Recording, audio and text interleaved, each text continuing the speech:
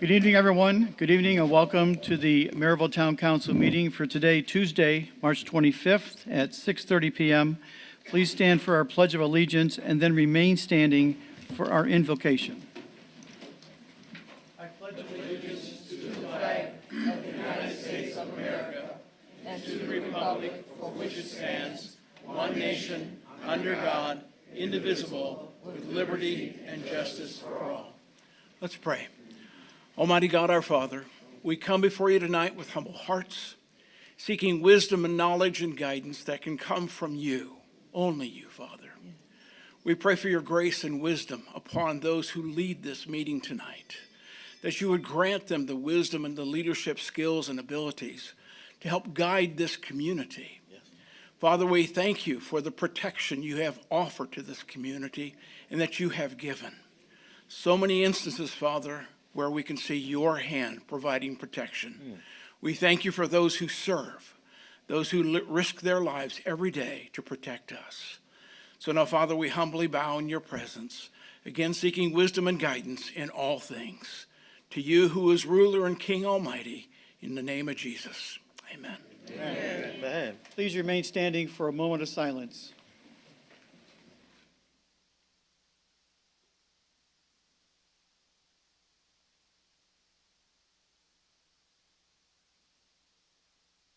Thank you, everyone. Please be seated.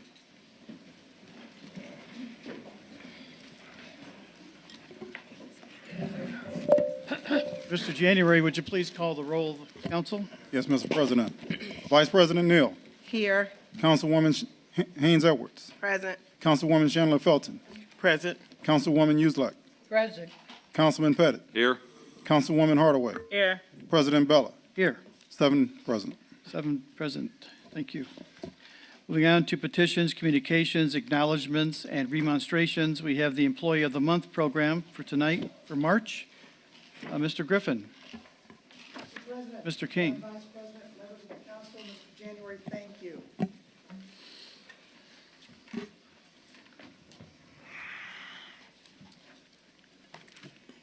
Next to getting a vacation, this is my favorite thing to do. As you know, I would like the leadership of the street department to join me, please. The director and his associates, please. And I know, Ms. Ryan, I'm going to ask you to read the certificate this evening.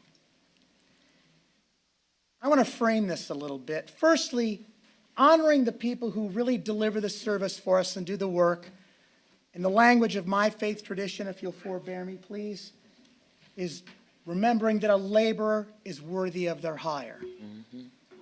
Would that we could pay them all the things we owe them for the good work they do, but they do it within the constraints of a budget, and they do it cheerfully, and they do it daily, and they come back every year to continue the work. Thank you for that miracle of that and that evidence of something positive going on. So I said something sacred, so I think I have to say something secular too, right? I'm going to quote that great leader, Dwayne "The Rock" Johnson. How's that?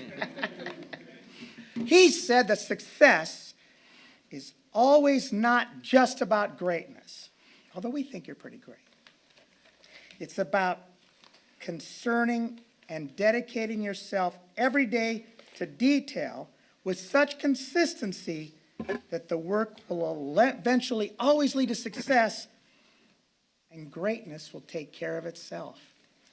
That guy's pretty smart. So it's in that context that I want to welcome and celebrate and commend to all of you Josh Breitsprecher, a member of our, yes, please.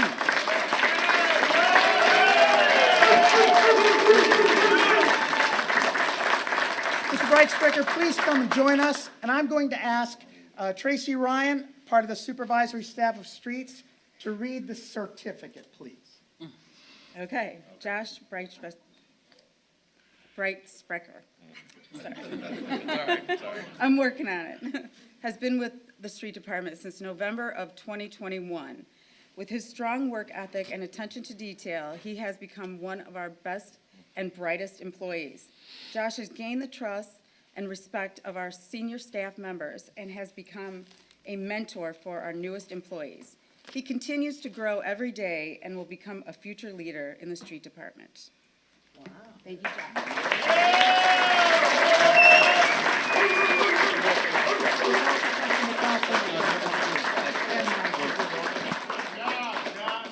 Do we need to stand in front for a little So, picture? yeah, so just let me say one thing real quick. So how we do this in our department with so many employees, we vote. We let all of our employees vote on who they feel should be Employee of the Month, and Josh is our Employee of the Month. So that's how we come about this. All right.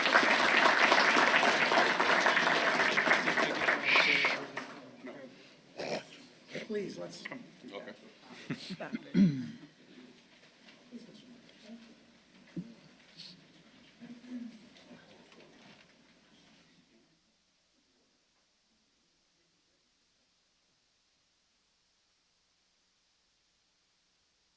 Congratulations. Thank you.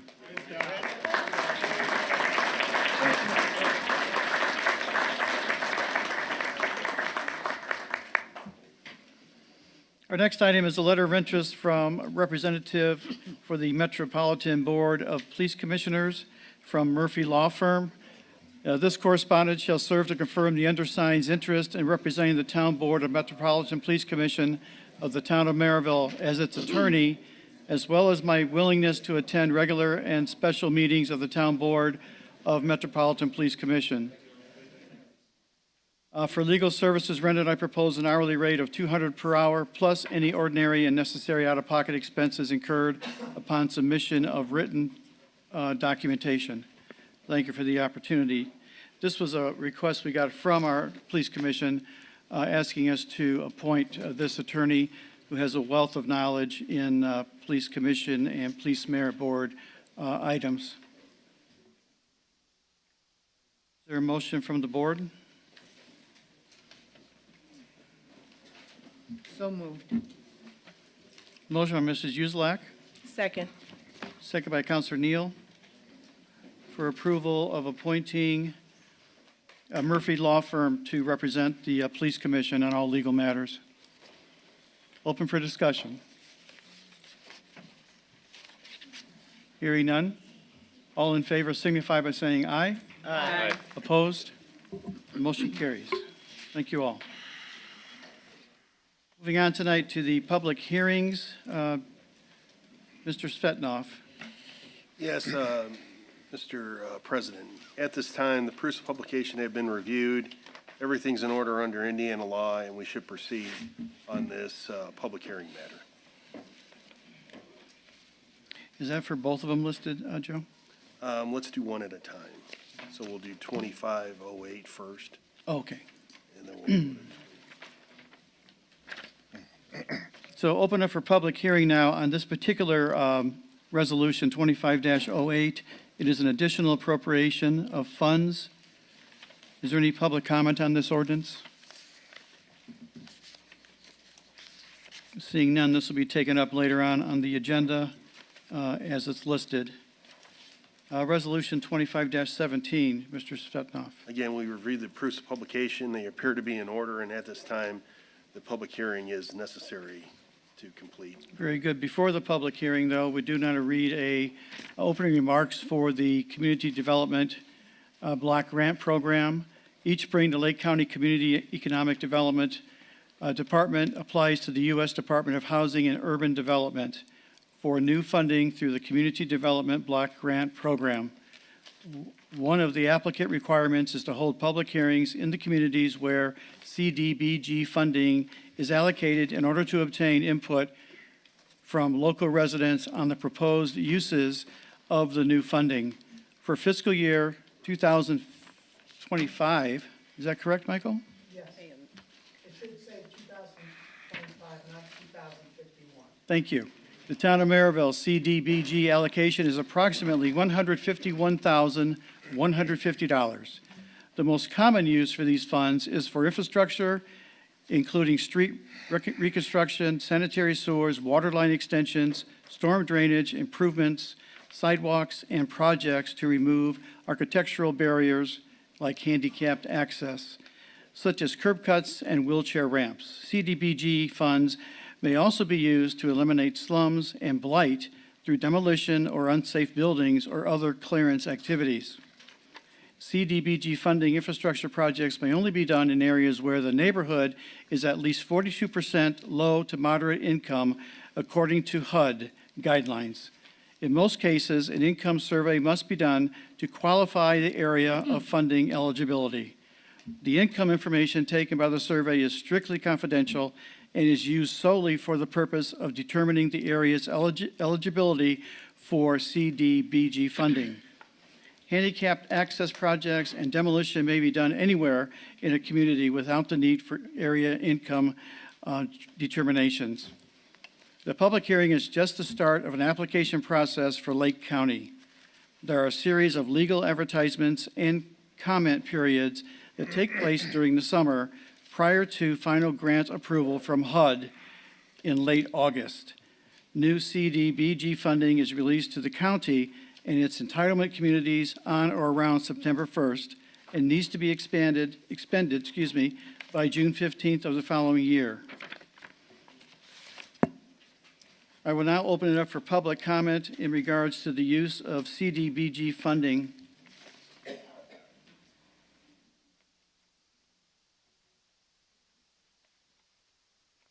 This resolution, again, will be taken up later on as it is stated on the agenda.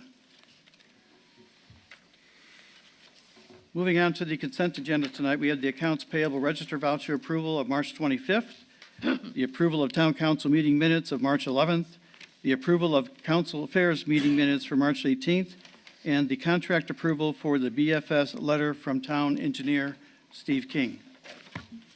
So moved. A motion by Mrs. Uselak with a second by Councilor Edwards. Any discussion on the motion? Hearing none, all in favor signify by saying aye. Aye. Opposed, same sign. The motion carries. Moving on tonight to standard committee reports, Budget and Finance, Councilor Neal. Thank you, President Bella. There's no report for Budget and Finance tonight. Very good. Street Department and Park Maintenance, Mrs. Uselak. Oh, thank you, Mr. President. I had a call last week from Chapel Hill, which is a new part of Ward 4. They are south of 30. There is development going on, and with the big windstorm that we've had, a lot of the drywall and a lot of particles that they were working with blew all over. So it was all over the area. And thank God Steve King set out a couple of the street department guys to help the residents that were trying to help the developer.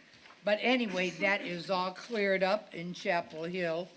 And Steve is still patching the streets and sweeping.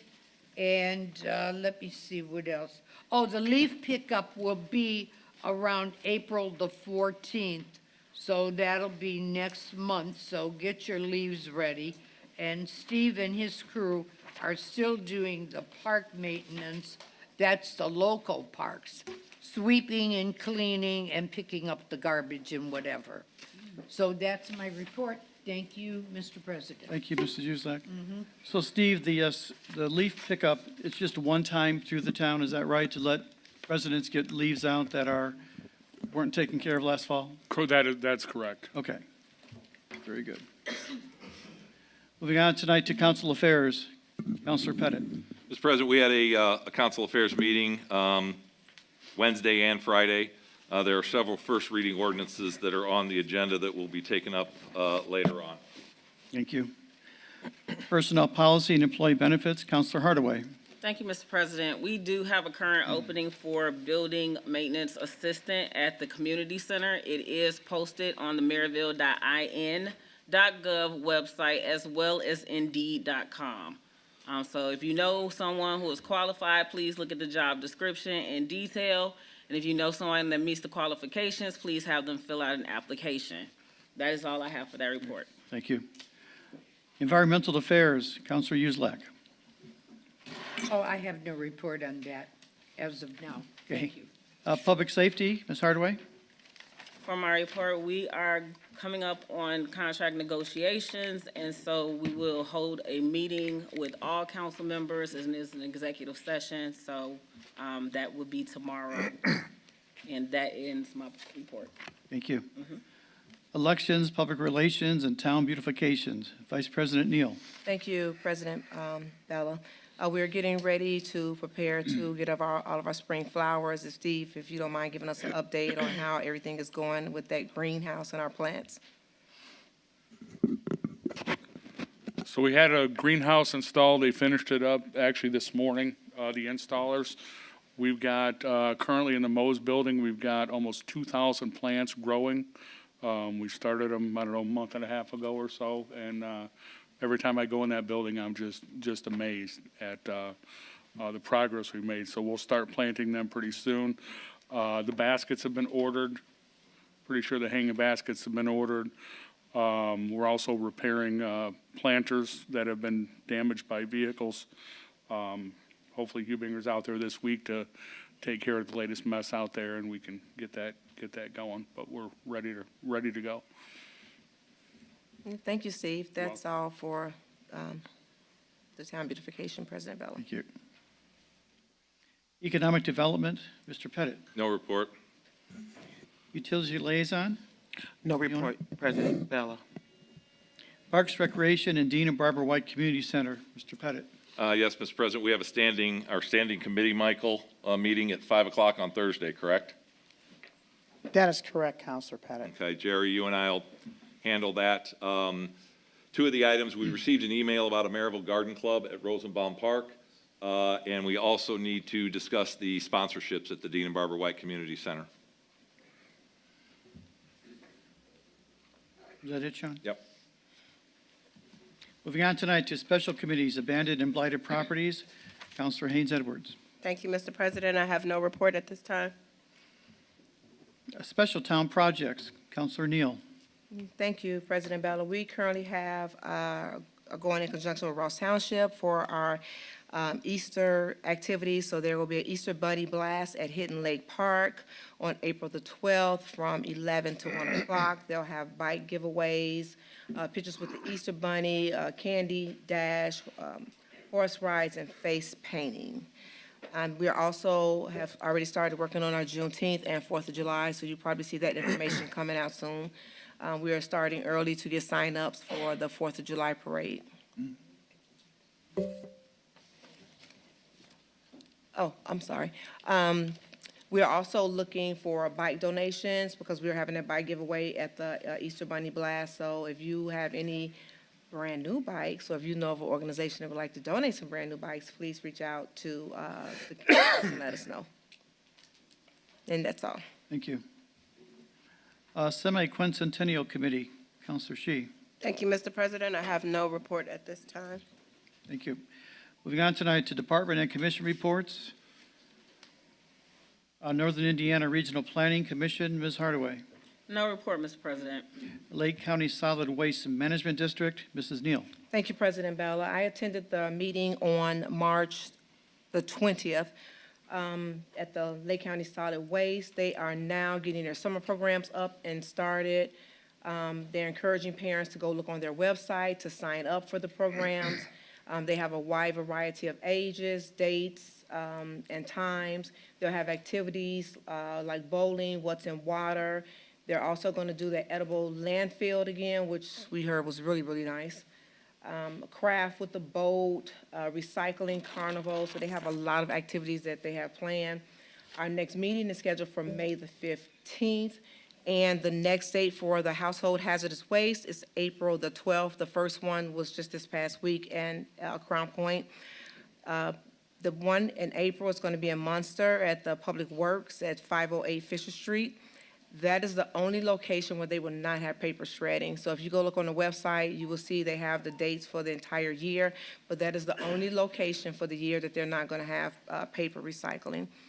Last, they have the latex paint collection. That is going to be on one day, Saturday, May the 10th, from 9 to 1, 8695 Broadway in Merrillville. And that concludes my report. Thank you. The Shared Ethics Entity, Counselor Hardaway. The Joint Board of Delegates and the Shared Ethics Committee will be holding training for those on both the committee and the board. Also, there has been an email circulating between us on ethics training. Am I correct? Yes, Do we have a date for that, Mr. Griffin? we do, but I can't summon it, but I believe it's in May. May 25th? Okay, so May 25th is that date for that training. So please check your emails. That concludes my report. Thank you. Fire Territory Board, No report, Mr. President. Clerk Treasurer's Office, Mr. January. Mr. President, we, the town of Merrillville, at the end of February 28th, had $45,230,000 or $599.51. Of that, we dispersed for the year-to-date $10,934,959.49. Just in terms of the cash balance, the majority of it is held through the RDA with $16,730,636.80. Our general fund had $4,540,592.61. All of our accounts are in balance, no fraud or anything to report. And that's it.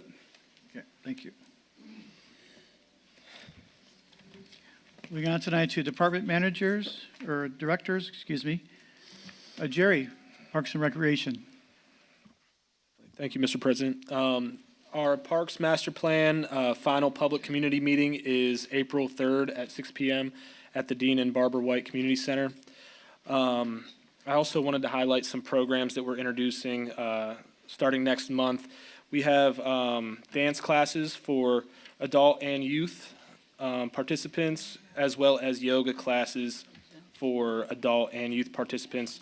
We also have a flag football league. Registration is open for our summer league, as well as a summer basketball league, which registration is currently open for all those programs. So if you visit merrillvilleparks.recdesk.com, you're able to sign up for those activities. And that's all. Thank you. Police Department, Chief Nusis. Thank you, Mr. President.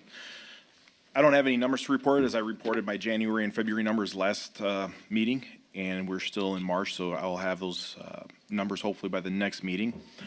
Just wanted to make note of one of the things that we did have. We had a very difficult decision that we had to make, and we had to dissolve our MTOS tactical team, our SWAT team. In return, we joined back up with the Northwest Region SWAT team. It was a very difficult decision for us to make, but it was the only financially feasible decision for us to make at the time. It was very difficult for us because all the officers that were involved in our MTOS did such an excellent job, and they put a lot into it. But it was just unfortunate that we don't have the funding to do this and support it anymore. In return now, being back with NWR, we are going to have 3 officers going there this year and possibly 2 to 3 more for next year. But what we are getting is approximately a 60 to 70 man team, maybe even more in return. So it's going to be significantly less for us to fund. So it's a win overall. It was just hard to explain to everybody that put their heart and soul into making that team happen. We are going to be doing Coffee with a Cop at Panera Bread on April 17th from 9 a.m. to 11 a.m. It's located at 303 East 81st Avenue. Anybody that wants to come out, you're welcome. You get a chance to kind of chit-chat with the police officers and kind of get the human experience, right? Instead of just seeing us doing our jobs, this is more of a talk with everybody. And it'll be good for the community. It'll be good for everybody to kind of get an understanding of who we are and that we are, after all, human. We are also going to be hosting a police community night. I haven't posted that one yet. The other one I did post on our Facebook page. I haven't posted the other one yet because I'm going to come up with kind of a better name maybe for it. But that's going to be May 22nd. I'll be releasing more information on that. And that's all I have to report. But on another note, I have one more thing that's not associated with police work, if I can. The floor is yours, sir. Thank you, sir. Being that I am a first-generation born Greek American, there's something that I would like to read today. Today, March 25th, Greece and the Greek diaspora across the globe honors and celebrates our annual Greek Independence Day. This day, etched deeply in our hearts, marks the momentous beginning of the War of Greek Independence in 1821. It holds a profound significance for every Greek, no matter where they are or where they may reside, as it serves as a powerful reminder of the resilience, unyielding defiance, and boundless courage displayed by the Greek people in the face of tyranny. For nearly 400 years, Greeks endured the hardships of Ottoman rule and lived as slaves under the Ottomans' foreign domination. Yet despite the suffering, the unbreakable spirit of the Greek people never wavered. Their relentless will to be free fueled a revolution that would ultimately lead to victory. In 1829, the signing of the Treaty of Adrianople gave birth to a new era, establishing the independent Greek state we cherish today. This day is not just a moment of historical reflection, but a celebration of the enduring strength and pride of the Greek people. It reminds us of the sacrifices made and the dreams realized, the same dreams that continue to inspire generations and the generations to come. As a first-generation Greek-American born citizen, I am honored to have been given the opportunity to share this with the community I serve, the town I love, and the place I call home. Thank you.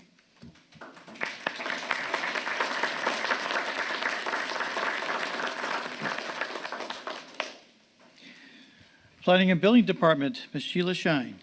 Thank you, Mr. President.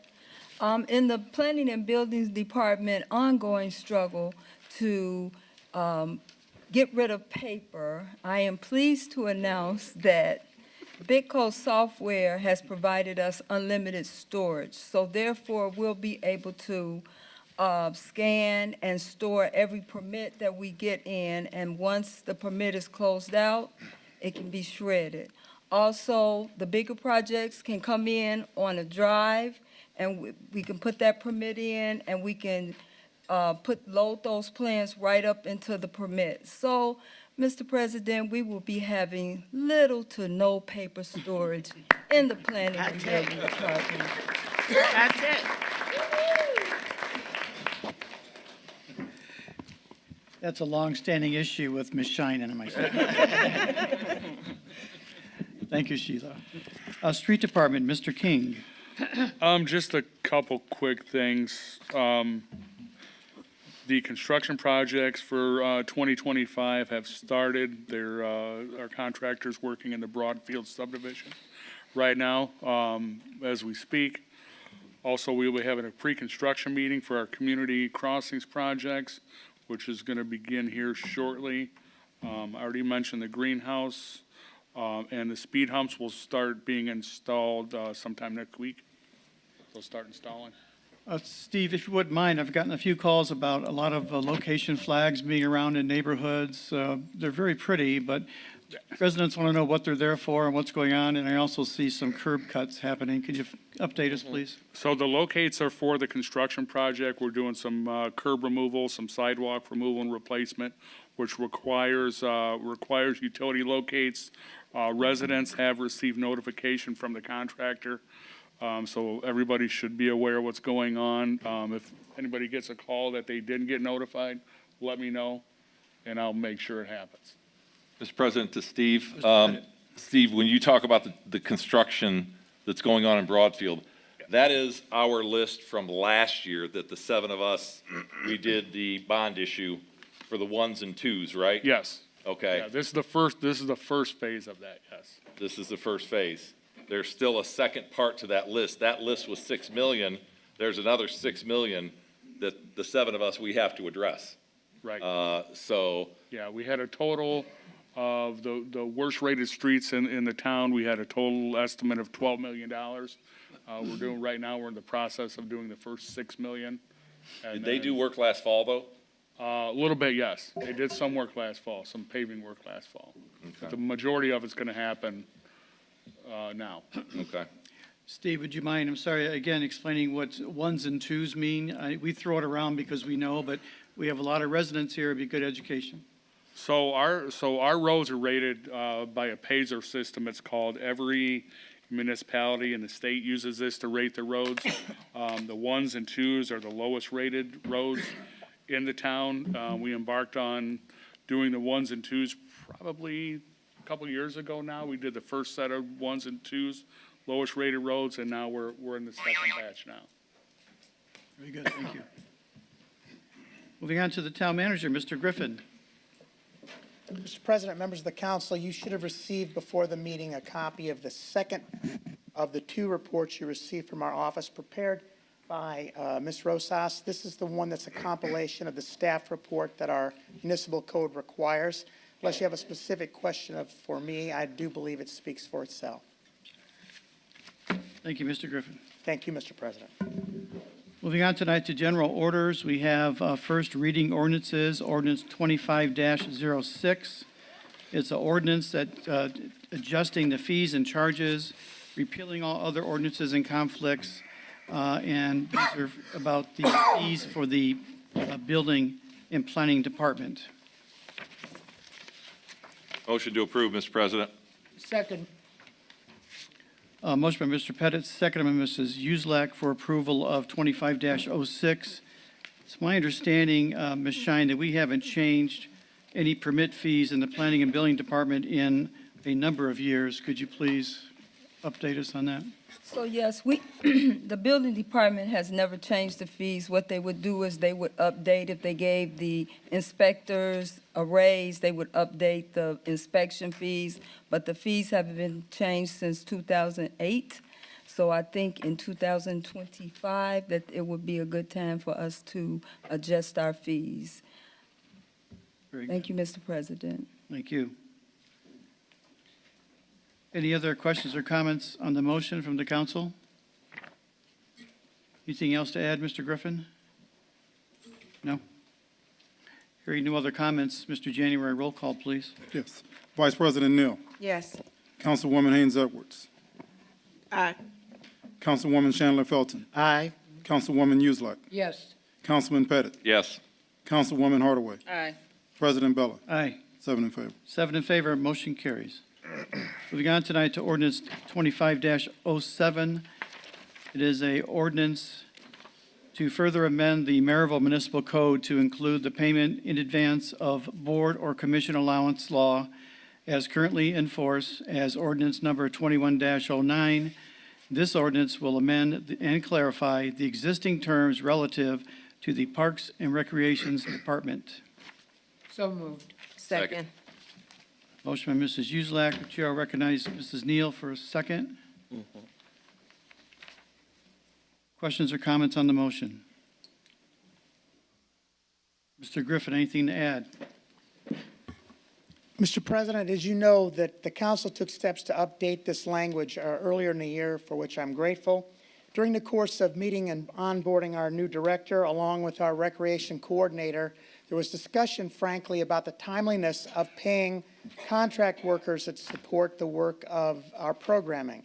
Not so much for our instructors for yoga and those, I don't even want to say them because there'll be all these great programs, but officials that will officiate volleyball or basketball. In order for them to be clearly able to be paid before the next meeting, but still only after they've done the work for which they're paid, we're proposing in this ordinance to add one of the other codicils, which would say vendor payments in consequence of recreation or special event programs. That will cover all of culture and recreation. It will allow the special events committee also for any vendors that that are in consequence of the events that they schedule. It will give them that flexibility. We'll still have controls. We have to follow under Indiana law. There has to be an invoice. There has to be documentation for the payment that's going to be made. There has to be an appropriation. But this will actually allow us to have a greater likelihood of getting talent to do officiating for the programming that I'm looking forward to the department to produce. Thank you. Anything else from the council? Hearing no other comments, Mr. January? Yes, Mr. President. Vice President Neal. Yes. Councilwoman Haynes Edwards. Aye. Councilwoman Chandler Felton. Aye. Councilwoman Uselak. Yes. Councilman Pettit. Yes. Councilwoman Hardaway. Aye. President Bella. Aye. 7 in favor. 7 in favor, motion carries. Thank you. Moving on tonight to ordinance 25-08. Is the ordinance of the town of Merrillville, Lake County, Indiana, authorizing additional appropriations in the 2025 budget of the general fund. You'll see the amount is $122,000 $754. Mr. Griffin, anything else to add? Mr. President, yes. This is the second quarter pursuant to a court order related to the disposition of the municipal court. Because the second quarter will begin at the end of March, that is to say, the beginning of April, regardless of the disposition of the court one way or another with regard to the ordinance you'll be considering later this evening, it would be our request, please, that you would consider this under suspension of the rules, consider it as first reading, and take up the matter of second reading the same evening in which it's been introduced pursuant to your rules. We would like to have this money in place and reported so that there will be continuity of operations regardless, again, of the outcome of your vote on the other ordinance. So the second quarter will be in place. That will also be consistent with the instructions in the court order that we've received. Thank you, Mr. Griffin. Is there a motion on the floor? So moved. Second. Motion by Mrs. Uselak, seconded by Counselor Shi. Open for discussion. Hearing none, Mr. January. Sure. Roll call, please. Sure. Vice President Neal, Yes. Councilwoman Haynes Edwards, Aye. Councilwoman Chandler Felton, Aye. Councilwoman Uselak, Yes. Councilman Pettit, Yes. Councilwoman Hardaway, Yes. President Bella, Aye. 7 in favor. 7 in favor, motion carries. I'll entertain a motion at this time to suspend the rules tonight to read ordinance 25-08 on second reading. I'll make a motion to suspend the rules. Second. Counselor Hardaway, Counselor Neal. Motion to suspend the rules. Discussion? Hearing none, the vote is for suspension. Mr. January, roll call, please. Vice President Neal, Yes. Councilwoman Haynes Edwards, Aye. Councilwoman Chandler Felton, Aye. Councilwoman Uselak, Yes. Councilman Pettit, Yes.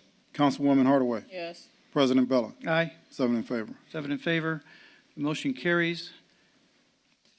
We will suspend the rules tonight to read this ordinance 25-08 on second and final reading. The amounts are the same. We know what it's about. I'll entertain a motion for approval. Motion to approve. Second. Counselor Neal, seconded by Leona. For approval on second and final reading of this ordinance. Open for discussion. Hearing none, Mr. January, roll call, please. Vice President Neal, There's no public Yes. comment on moving money, right? Hold off, please. Sure. Do we need public comment? Second reading ordinance. We don't do it on Michael? every second reading ordinance. Mr. Griffin?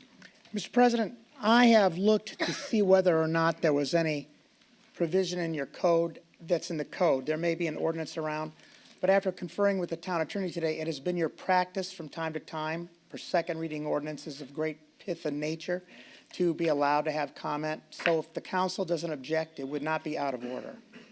Okay. Open for the public. Is there any public comment on this particular ordinance of 25-09? It is transfer of funds of $122,000 so we can pay the court workers during the second quarter of this year. Is there any public comment? Let the record show no public comment. I'm sorry? You said 2509. It's 25. 2508, thank you. 2508. Oh, go ahead, thank you. One, I'm Darian Collins, 2505 West 65th Avenue. We're glad to hear this, as we do want to keep the court open and operational. We know it's in limbo, so we are glad to hear that at least they will be paid and they can function. Thank you. Thank you. Seeing no other comments, Mr. January will take the roll now. Sure. Vice President Neal, Yes. Councilwoman Haynes Edwards, Aye. Councilwoman Chandler Felton, Aye. Councilwoman Uselak, Yes.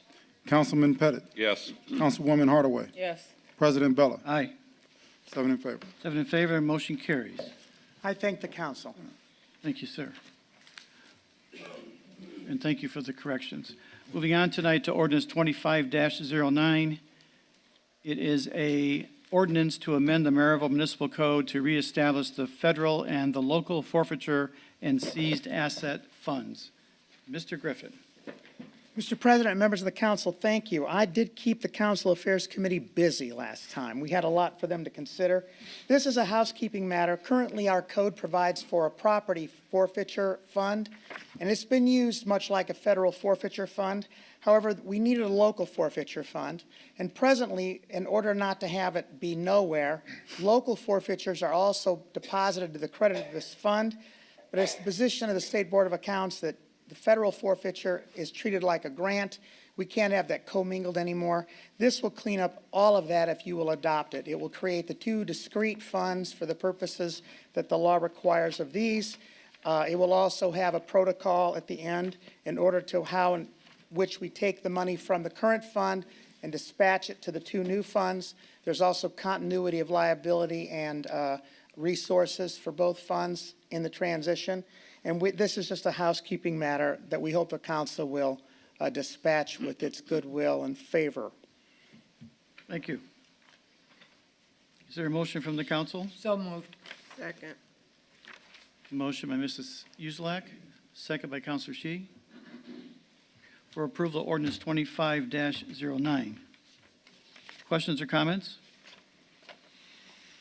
Hearing none. Mr. January, roll call, please. Sure. Vice President Neal, Yes. Councilwoman Haynes Edwards, Aye. Councilwoman Chandler Felton, Aye.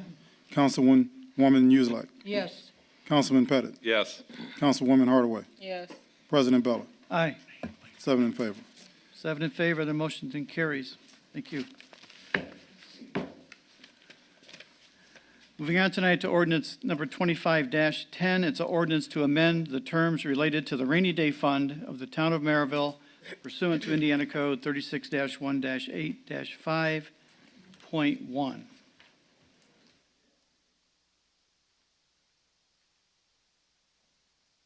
Mr. Griffin, anything else to add to this?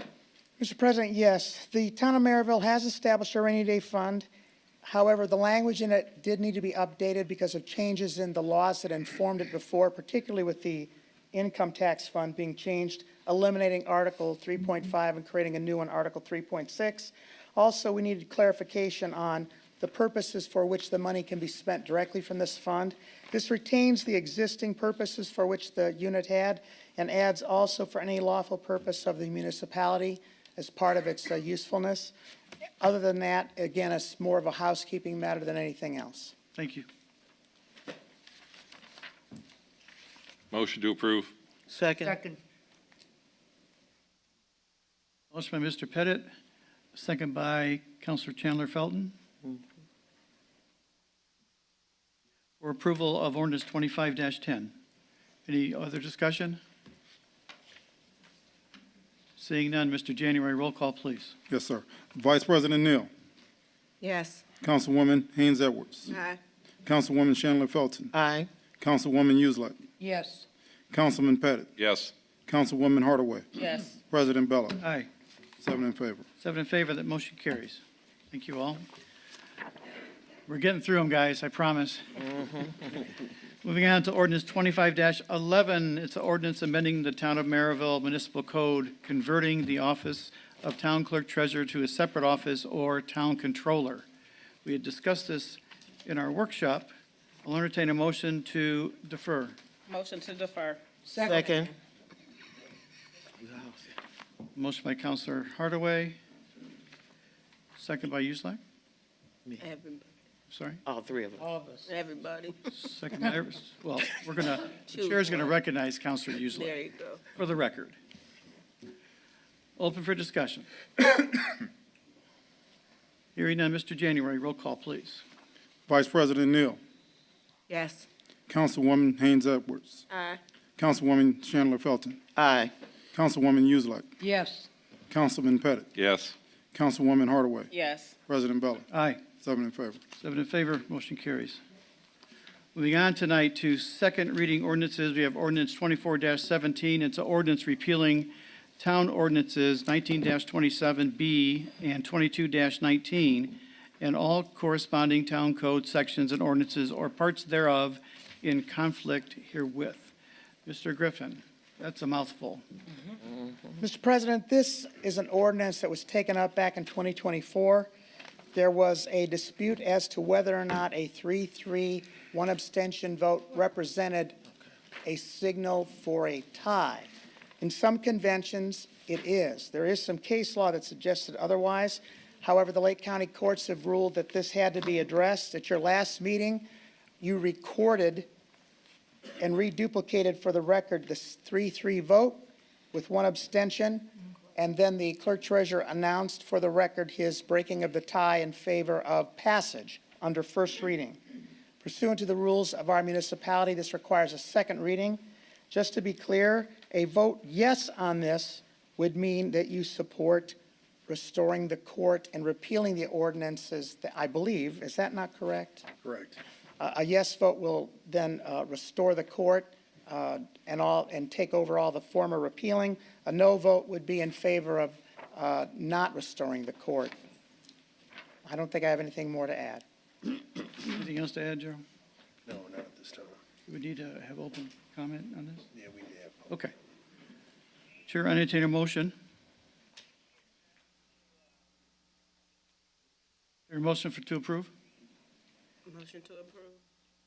Counselor Second. Shi, second by Mrs. Uselak. Any discussion from the council? Yeah, right.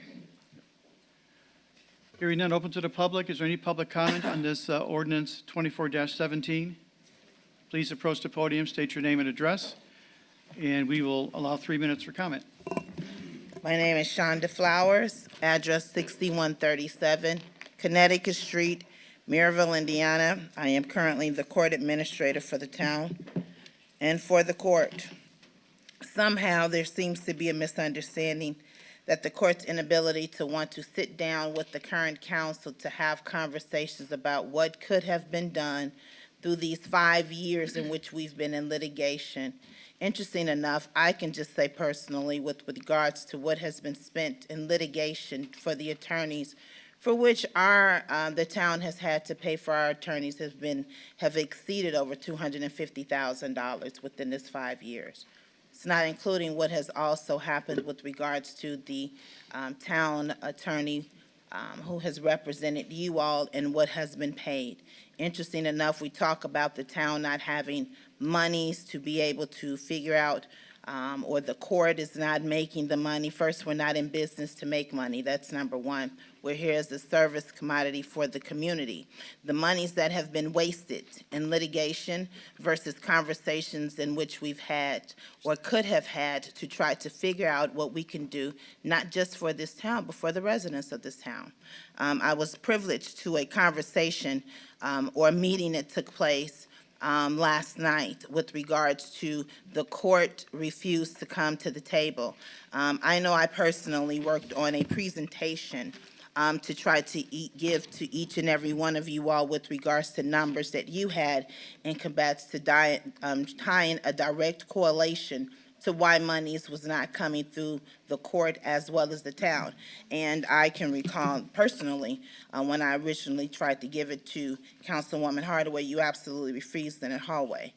You did, I think just at the end of last year, did receive that package, but that has truly been exactly the mindset of this leadership group. In order to get to a place of being able to figure out what works, we have to be willing to come to the table. Quotes in the newspaper stating that the disrespect of a decision by a previous council really kind of comes down to he didn't do what you told him to do versus what your residents could possibly want to entertain. If we could simply act like leaders and sit down and see what we could have done to be able to get to a level of success, probably would have been a great start in wasting the money that we need so dearly for our police department and those of the fire department. Thank you.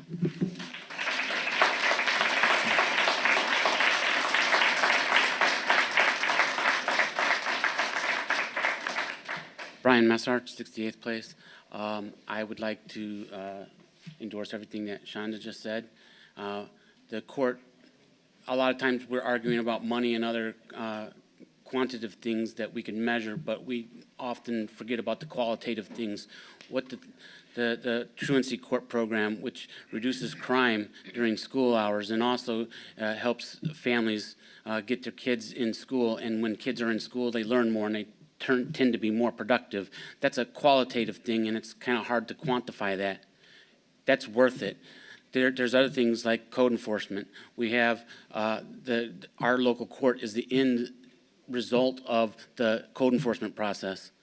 We have Shonda, who lives in Merrillville, and Judge Valesco, who lives in Merrillville. You have Merrillville residents who run the Merrillville court, who understand Merrillville as a community. They understand us, and so your judgments are going to be that. If someone gets a ticket for a broken taillight, they could probably swing by town hall, and a bailiff could probably look at the broken taillight, okay, it's fixed, move along. I think we as a community all want that.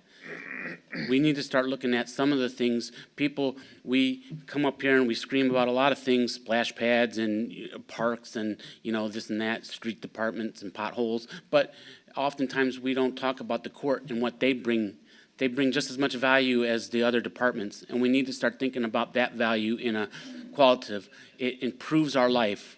This is one thing that I absolutely believe in that brings value to Merrillville, and we should keep it. Thank you.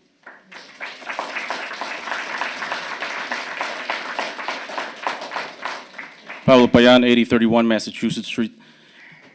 So what blows my mind is that some of these councilmen have been on here for over 20 years. Mr. Bella, on your website, you said that the town has been losing money for the last 10 years. For those past 10 years, you've been on this council. That's not accurate. So, Served 12 years. oh, okay, so even worse, years. 12 years. Okay, so, No, I had a so then, 10-year gap. didn't you think about, say, the first year, this town, the court is losing money, let's figure out how we can correct this. It's not a store to make revenue. Okay, we look at it first year, do some countermeasures, some problem solving. Year 2, nothing. 3, 4, 5, 6, 7, 8, 9, 10, nothing. And then you vote to shut the court down because it's losing money. But then Sean gives Andrea $1 million, and the Boys and Girls got $2 million last year. How is that possible? But we don't want to shut down the court? That's a service to the town? Defunding the court? What else are we going to defund? The police? The fire department? You guys already do that, giving out tax abatements and expanding TIF zones. It just blows my mind that you guys don't think about the residents. Who are you thinking about? Corporations? That's for sure, because you guys voted on all these tax abatements. You guys didn't listen to the residents? It's a shame. I can't believe this.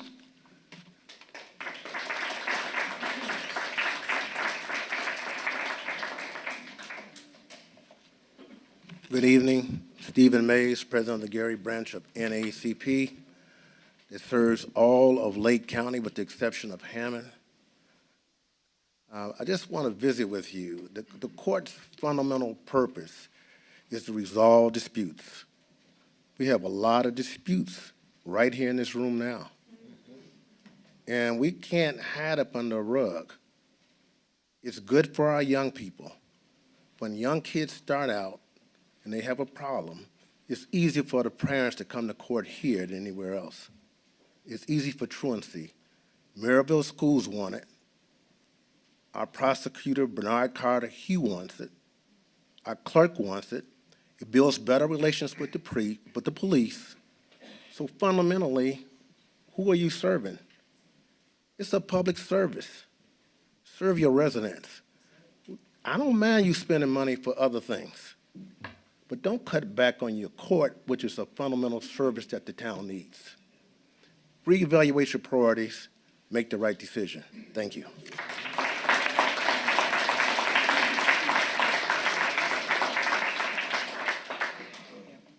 Good evening. Kimberly Collins. I live at 1856 West 59th Place here in Merrillville. And I am speaking definitely in support of the court. I don't really think that you understand the importance, especially when it comes to truancy. I don't recall seeing a number of you actually being there to see the service that it provides. A lot of times people think of it as being something negative, but it's actually in place to help the families that are here in this community. There is a free program. The court partners with the CAPS program that provides free services despite all of the rumors and the bad information that you can see on social media about the cost that's associated with it. It actually helps the residents. And if your intention or if your position is to serve the people in the community, I would think that your vote will reflect that, and it would not reflect your personal differences or whatever issues that you have personally with the individuals that are responsible for running the court. I would ask again that your vote reflect the opinions and the wants of the people who reside in the town of Merrillville. Thank you.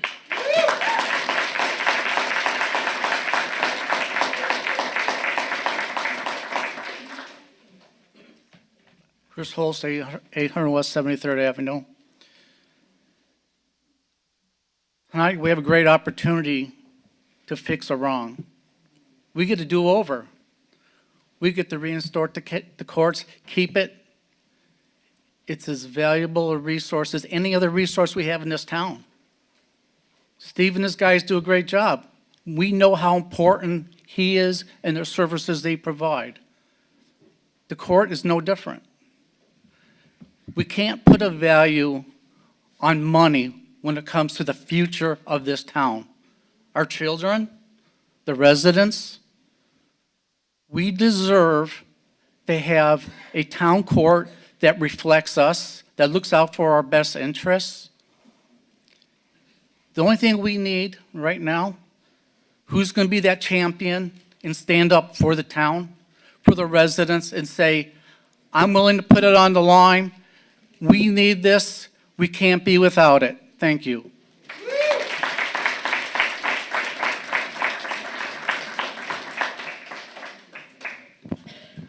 Good afternoon, Board. My name is Robert L. Buggs, and I live in Gary, Indiana. I just want to ask you all, when this town was incorporated, Merrillville, and had it said, well, we're going to incorporate Merrillville without a town court, some of the same people up there would have been fighting for it. Now, I don't see, being a senior citizen myself, why would somebody that lives in Merrillville, has all the amenities of all other departments, for maybe a little traffic or broken taillight or something, have to go to another city to answer that, with the way the buses is in transportation? So I think the citizens, all of y'all up there was elected by the citizens, these people, and they are telling you what they want. And I would think that any town council, city council, and any entity of government is supposed to be for the people, not just a few. So I would hope and pray that you think about what you're doing, because you're impacting the lives of many. Maybe you all don't need a court, but you have to think about the citizens that elected you. It is a vital part of any city administration. Because if you don't, if the Merrillville citizens have to go where, they're going to another court in another city, right? There's a reason they had this court here, and it should stay here. The citizens want it here, so you should honor the rights of the citizens. Thank you.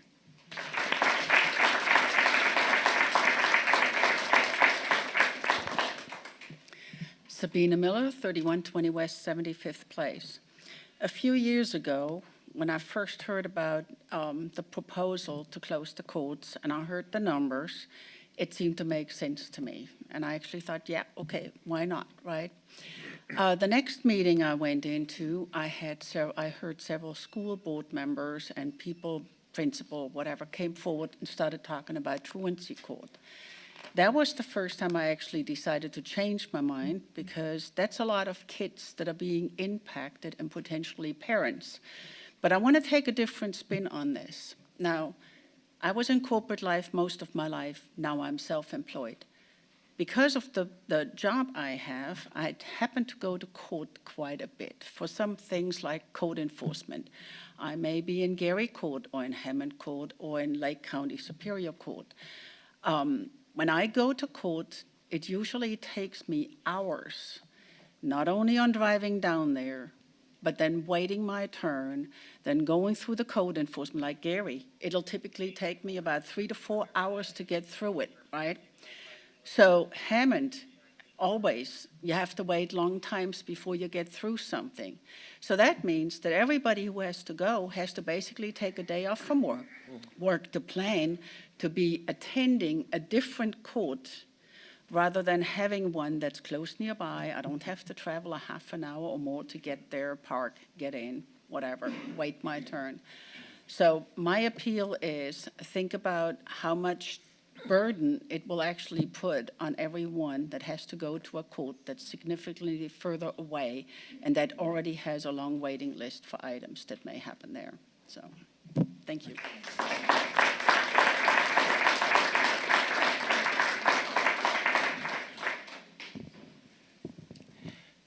Maceo Rainey, Vice President of the Prairie Creek Homeowners Association. We're a small voting block located on the northeast corner of 73rd and Wickham. Cold, calculated, catastrophic are all the adjectives that we felt the last time we had the Democratic door slammed in our faces when it came to critical votes that impact the quality of life in Merrillville, Indiana. No more, residents. I want you to watch with a careful eye of the votes that are placed tonight. Because so many times before, we've stood right at this podium and watched the very same people we elected to serve our interests slam the door in our face against our will, against our feedback, against our best interests. No more. No more will we be Walter Payton stiff-armed when it comes to the voting interests of our rights. They've heard the citizens. They've heard our voices. They've heard our pleas. No more can we stand for getting the door slammed in our faces and ask for us to take out our wallets and checkbooks and pay for our own oppression. That's exactly what we're doing. We're financing our own oppression. And educated people won't stand for that. So I ask the citizens right now of Ward 1, 2, 3, 4, 5, and 6, the residents of Merrillville, Indiana, to take a stand tonight, to watch the democratic process unfold, unravel right in front of your face. Because cold, callous, catastrophic is what we felt the last time the door was closed in our face.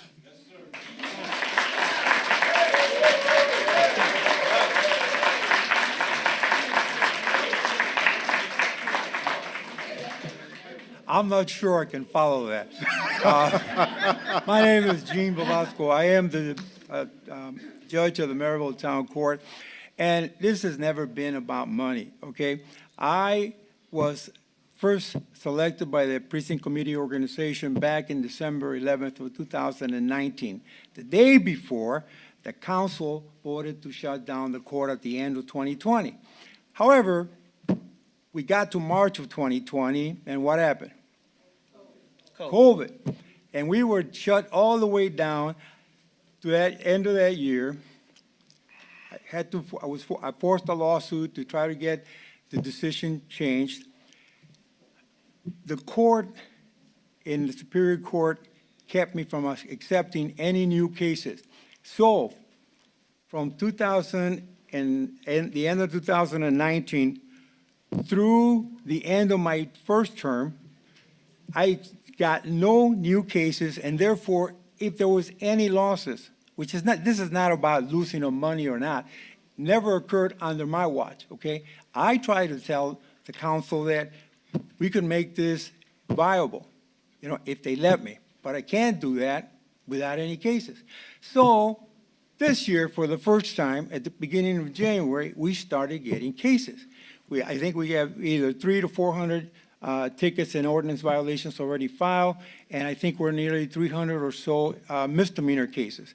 Okay, we're going to find out where the money's going to go. We're going to keep track of all that if we get the support that we need in order to stay open. Any money that came between the first day of January 2020 through my first term was something that had nothing to do with actual operations because we weren't getting any new cases. All we did was try to administer the cases that we had and try to generate money, and it did generate funds, okay? There's no question about that. I'm standing here to argue not only for that aspect of it, but also for the aspect regarding the truancy court. Now, the truancy court doesn't just help the people who are involved in the truancy court. You know, many a time, if you follow or read Facebook, you see that people take it seriously, and it impacts other people who might otherwise not attend school. And that is a huge thing. Now, the prior council heard all about that from the school. We had 10 or so administrators the last time this issue came up, and they all testified that, yes, that's true, they want it to be kept. Now, give me 1 second.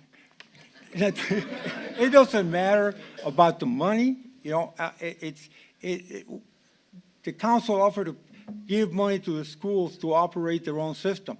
It can't be done legally, all right? It can only be done with enforcement, and the enforcement happens to be here. So I would say to you to remember how the people vote in the election and see what happens. All right? Thank you.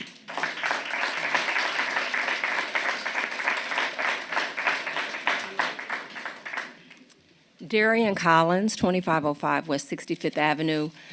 I just want to say, back before this current council was elected, one of the planks that a lot of you ran on was keeping the court open. We met with some of you in your homes, we talked to you individually, and there are people on this council who vow to fight to keep this court open. And we have not seen that follow through with some of you. And so I'm glad that that was brought up, that remember how, you know, we hoped, we promised, we begged, and I look at some of the personnel changes that have happened in the town. We've added people in HR. We want to add police for public safety. We want to have a coffee with a cop on April 17th and a Merrillville Police Community Night. And so when those people have issues and have to go to court, where are they going to go? They're going to go to people that don't know them, people that don't sympathize with them, people that don't understand them. And so we have to be able to follow through and protect and go all the way through the system. Some things are not supposed to be moneymakers, but we're supposed to figure out how to keep them in place, like the U.S. Post Office, like when the union people and the people were out there picketing on Sunday to keep that facility open. Now, we know that the Merrillville Post Office is the most operational, and it's the best post office in Northwest Indiana. So I doubt that that office is going to be closed, but we just don't know. And so we're asking, and I'm going to say this, we are asking to figure out a way and make it work. I just heard that we had $16 million with RDA. Well, help me understand, what is that $16 million sitting there for? What can we use it for as a town of Merrillville? Can we introduce appropriations to help with our court? Because that is something that helps our community thrive and be operational and grow and be stable. There are things that we can do.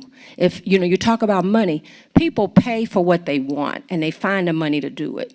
And so we're asking you, and we're going to be watching your votes, make the right decision. Thank you.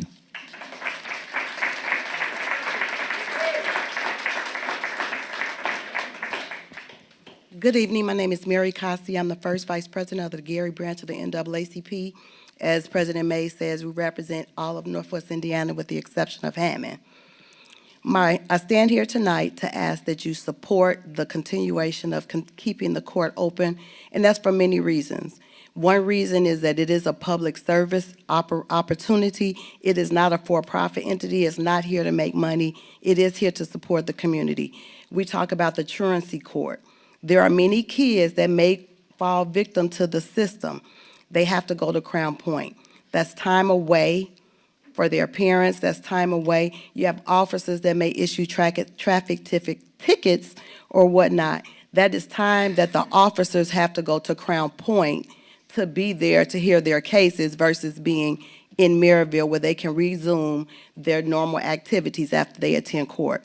The other thing that I would say is there has to be a way to figure out how to allocate money to keep the court open.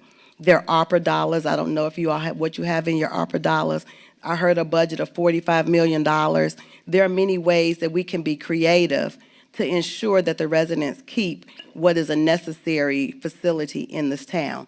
And what I will say is that residents of all towns and all cities have to pay attention. If your elected official does not vote in your interest, then you have to figure out a way to get someone that will represent your community.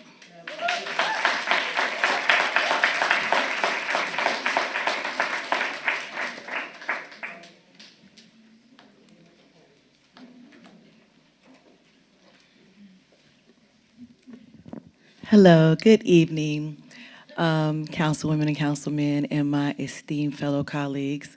My name is Kelly White Gibson. I am the former clerk treasurer of the town of Merrillville, and I just want to say that when I took office, there was a lot more support for the court. And over time, that support dwindled. I think it's important to note that diplomacy, deciding to come together and sitting down and trying to have a meeting of the minds to try to figure out how to move forward is the best way for our government to move forward. Merrillville is the largest town in the state of Indiana. The largest town. It really should be a city. So why would we have a court? We absolutely need a court. And the amount of money that we have spent paying for litigation expenses over the past 5 years, we certainly could have continued with the court. I suggested personally, as an attorney and as a person who was a board member for the Truancy Court in Gary, I suggested programs that we could institute in the town of Merrillville with the court that would benefit the town, that could bring in revenue, even though the court is not meant to create money for the town. That's not the purpose. It's a service. Just like the police department is a service. They do not have to create money. The amount of money that this town has spent in litigation expenses fighting against the court and trying to close a court and keeping the court from having cases during that time period so they could not show that they could be viable. Chief Costas could have hired so many more officers, and we need those officers. Our town is growing. Our town is growing, and it's growing with people who are coming from outside of our town. And those people need to be protected. We've got a whole bunch of hotels that our officers are constantly having to monitor, so they're not there to be in the community. We need more officers. We need more protection as our town grows, as our town flourishes. Just as we are getting more businesses, we also need more protection. Guess what? We'd have money for that if we weren't fighting against closing the court. We need our court. Our people deserve to be there. And let me say this as an attorney. It's not Crown Point that you're going to go to. You're going to go to Hammond, okay? You're going to go to Hammond because that is the least stocked court.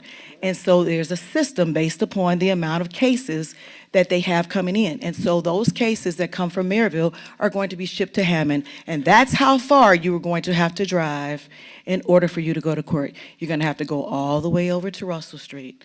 That's where you're going to have to go. So I think it's a disservice to the citizens.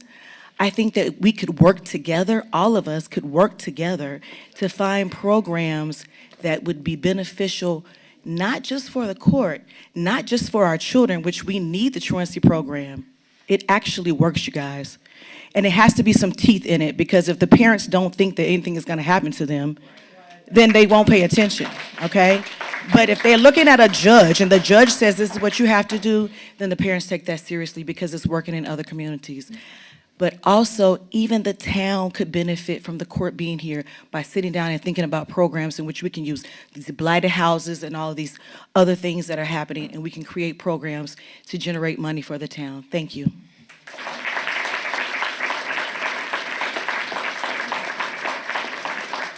Samuel Payan, 407 West 89th Place. I have a great idea. Hopefully you all support me. How about we don't give tax abatements to corporations? This way, these taxes can pay for our court. So I have an idea for Sean. Maybe we don't give corporations more money and do that, the wealth transfer from. Address all of us, please. Not How about we have just public comment? Okay, so as public comment, I could address anybody. No, I'm sorry. You Okay, can't. Just so, don't single people out. Just address all of us. It's fine. okay, so I think we can all agree that the tax abatements are coming particularly from one board, but you all are responsible for voting for it, which could have gone into the funding of the town court. I think we all can agree on that. And so you all continue, again, like I said last time, the economic transfer of wealth from the taxpayers, black and brown taxpayers, into white corporations. And that is not fair. Thank you.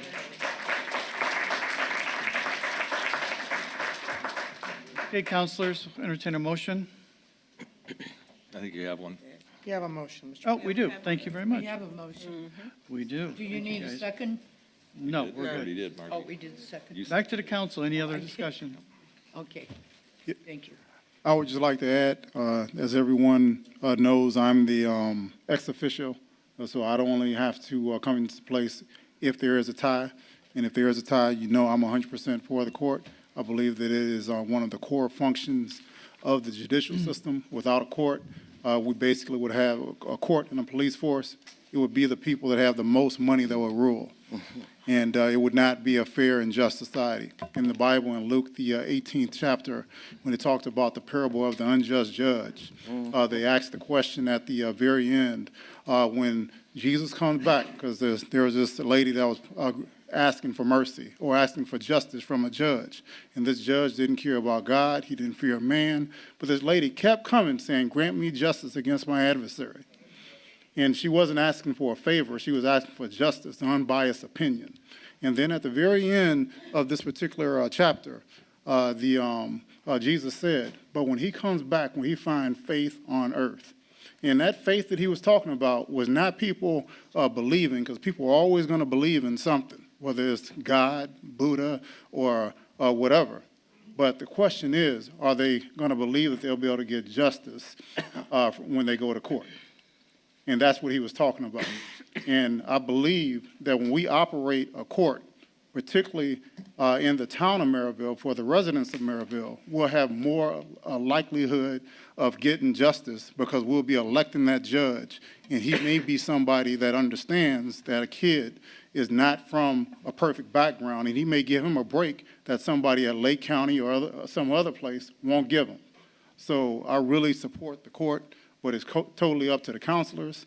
And if it's left to me, I would definitely be voting for the court. And thank you for coming out.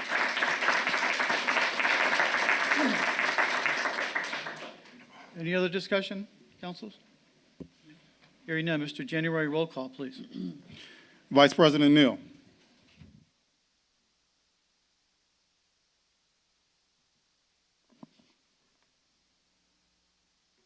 Yes. Councilwoman Haynes Edwards. Aye. Councilwoman Chandler Felton. Aye. Councilwoman Uselak. Yes. Councilman Pettit.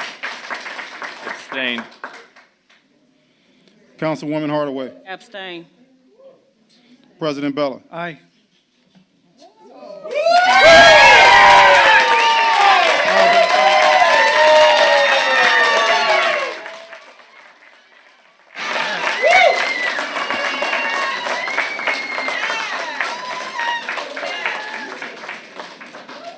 Moving on tonight to ordinance 25-05. It's an ordinance of the town of Merrillville, Lake County, Indiana, authorizing additional appropriations in the 2025 budget fund and the rainy day fund. The amount is $193,591.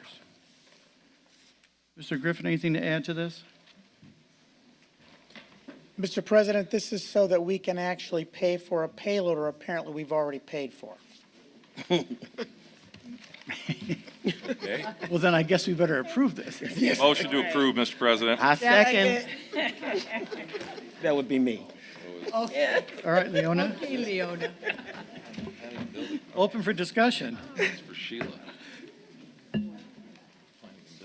Hearing none, Mr. January, roll call, please. Sure. Vice President Neal, Yes. Councilwoman Haynes Edwards, Aye. Councilwoman Chandler Felton, Aye. Councilwoman Uselak, Yes. Councilman Pettit, Yes. Councilwoman Hardaway, Yes. President Bella, Aye. 7 in favor. 7 in favor, motion carries.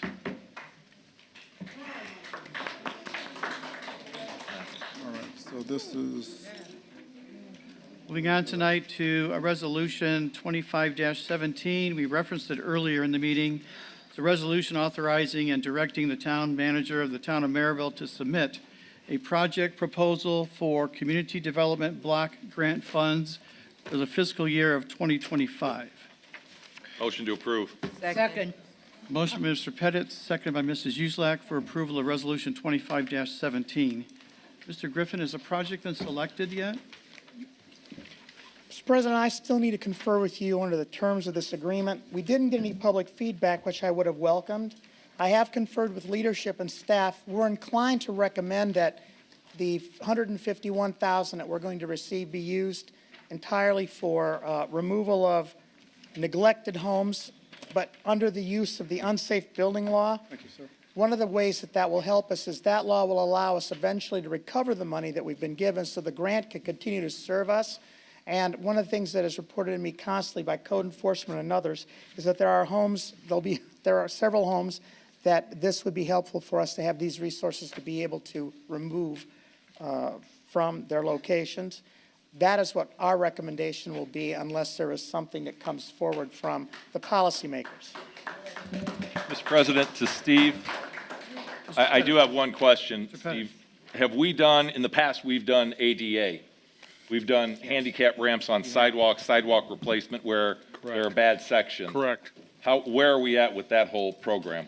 We did a program, we actually did a CDBG ADA program, sidewalk and ADA program last year. Okay. Up on the north end of town, 58th Avenue, Massachusetts over there, so. But as, with our construction projects, as we pave roadways, we update handicap ramps as we're Okay. legally bound by the ADA Act.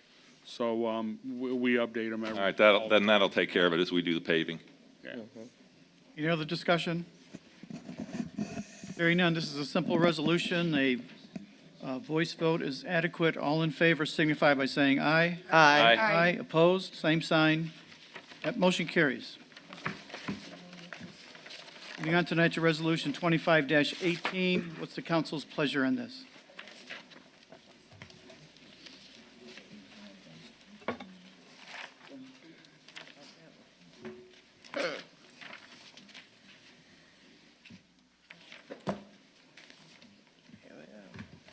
Do you want to defer this? Do we have our workshop? After our meeting. We make a motion to defer till after our meeting. Motion to defer by Counselor Neal. Is there a second? Second. Counselor Shi. Discussion. Hearing none, all in favor to defer signify by saying aye. Aye. Opposed? Motion approves. This evening, we are going to ask for a deferral also on the Board of Zoning Appeals actions. That's the DVG team and the Three Brothers Investment projects. Ms. Hardaway, did you have a motion for us? Motion to defer. Second. Mr. Svetnov, can we just list both of those like I just said in one deferral motion? You can list them in one deferral motion. Okay. That's for both of them. Keisha, on the agenda? Yes. Mrs. Uzelak, your second stands? Yes. Okay, motion to defer the petitioner DVG team.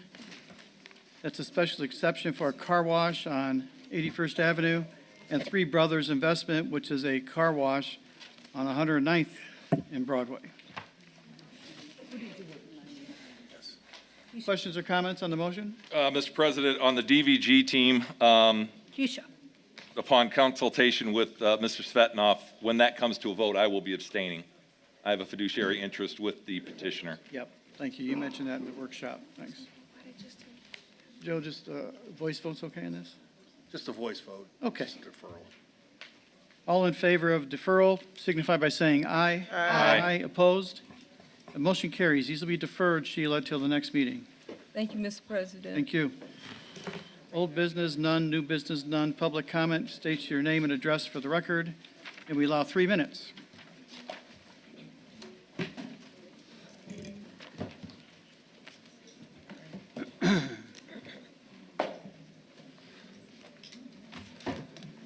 Hi, my name is Keisha Hardaway. I live in the town of Merrillville, of course.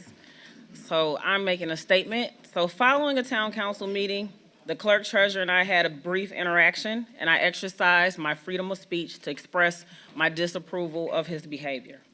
I was not disrespectful, demeaning, or belittling. As I turned to remove myself from this interaction, his words were, "Bye, fat girl," and then proceeded to tell me to go lose some weight.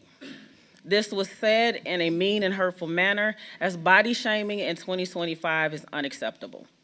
While we sit on the dais as an elected official, there's an understanding that we can respectfully disagree and that all of us may or may not get along, but it is business, it is not personal. The clerk treasurer in that moment made my disapproval of how he conducts business personal.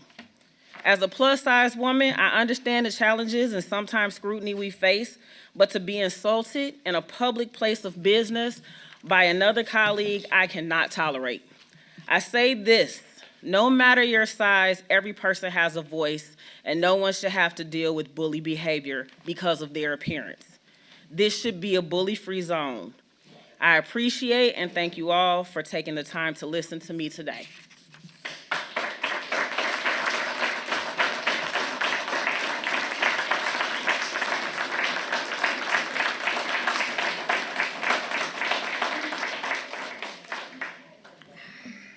My name is Joseph C. Svetnoff. I'm the attorney for the town of Merrillville. My address is 9801 Connecticut Drive in Crown Point, Indiana. On March 18, 2025, I attended a town council affairs meeting.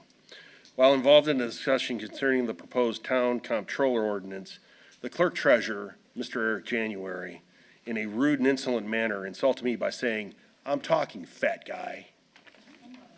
The behavior is nothing more than classic body shaming and should never be tolerated. In my 20 years of municipal representation, 20-plus years, I've never been addressed by an elected official in such a disrespectful, harmful, and mean-spirited manner. I expect better behavior from an elected official and one that also retains a certified public accountant designation. At the end of the day, we all have the right to agree to disagree with one another. But at some point, these two examples of outrageous behavior by our clerk treasurer should not and cannot be tolerated. Thank you.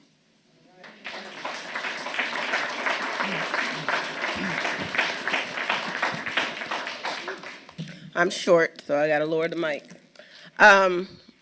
While we have just heard statements from both our town attorney and our town council member, again, as you see what my shirt says, we are standing on business and not your feelings. While Eric January should have not said those things to a woman, period, or body shame anyone, these things happened not during town business. Now, the meeting with, on March 18th, that was a private meeting. It was not a public meeting. And people agreed to disagree, as he said, and words are exchanged. They have to also realize that words were exchanged to Mr. January at the same time. He did not just up and call them a name because he was feeling some type of way. He called them out their name out of frustration, I'm sure.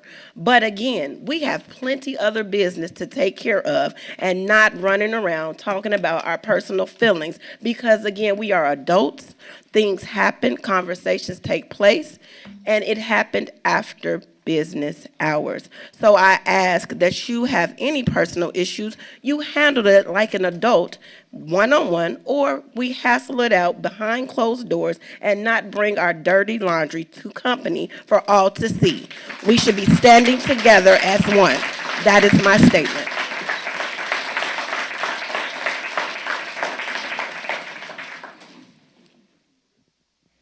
Good evening, everyone. Ian Davidson Dugan. I'm the president of the Merrillville Fraternal Order of Police Local Lodge. I'm talking to you guys today. I want to bring to light some issues that our officers are experiencing regarding, sorry, can you guys hear me? Regarding our payroll. We experienced a situation over the last year with several officers having discrepancies in their deferred compensation or 457B plans. These officers had their money withdrawn from their pay, and then it wasn't deposited into the plan. And one officer in specifically, he was out about a few $1,000s, and I'm not sure how to calculate how much lost interest he might have lost with those things being deposited, but that's an issue that has been recurring. I don't know if it's been completely fixed, but there's also been issues where officers are experiencing mysterious withdrawals from their direct deposit accounts. It's my understanding that if the town has to do that because there's an overpayment, those officers need to be notified, and that's state of Indiana code, and that happened to several officers on varying amounts. So it's strange that these things are happening. Additionally, there was, I think, 4 or 5 payments that were failed to be made into our PERF, our state pension for our officers, and this was to the tune of almost or over $200,000 that was not deposited into our state pension fund. I believe that's been corrected, but I'm just concerned about what kind of oversight that's happening regarding these issues and how they continue to keep happening. And I don't think officers need this added stress of having to police their own payroll, and it's just added stress on the officers that are already having a stressful enough job. And I'm hoping I can get with members of the council or anyone who's involved in this process so that way we can correct these issues and the police don't have to police their own banking and payroll issues. Thank you.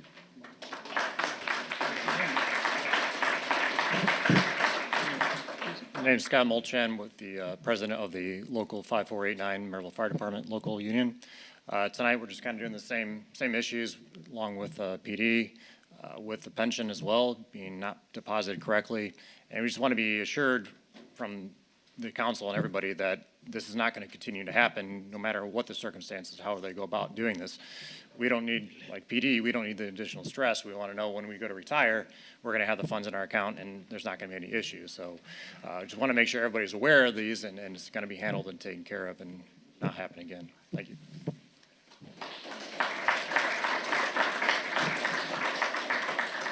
Shonda Flowers, more so as a resident as well as an employee, 6137 Connecticut Street.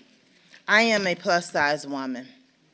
I was bigger than what I was at one point. At my highest, I was over 300 pounds. So the sensitivity with regards to being oversized and called out of your name would piss me off point blank. And I had that conversation with my friend Eric, because one thing as a woman and a woman of color, there's nothing worse than trying to be diminished by how you physically look. But here's what I am asking for is consistency.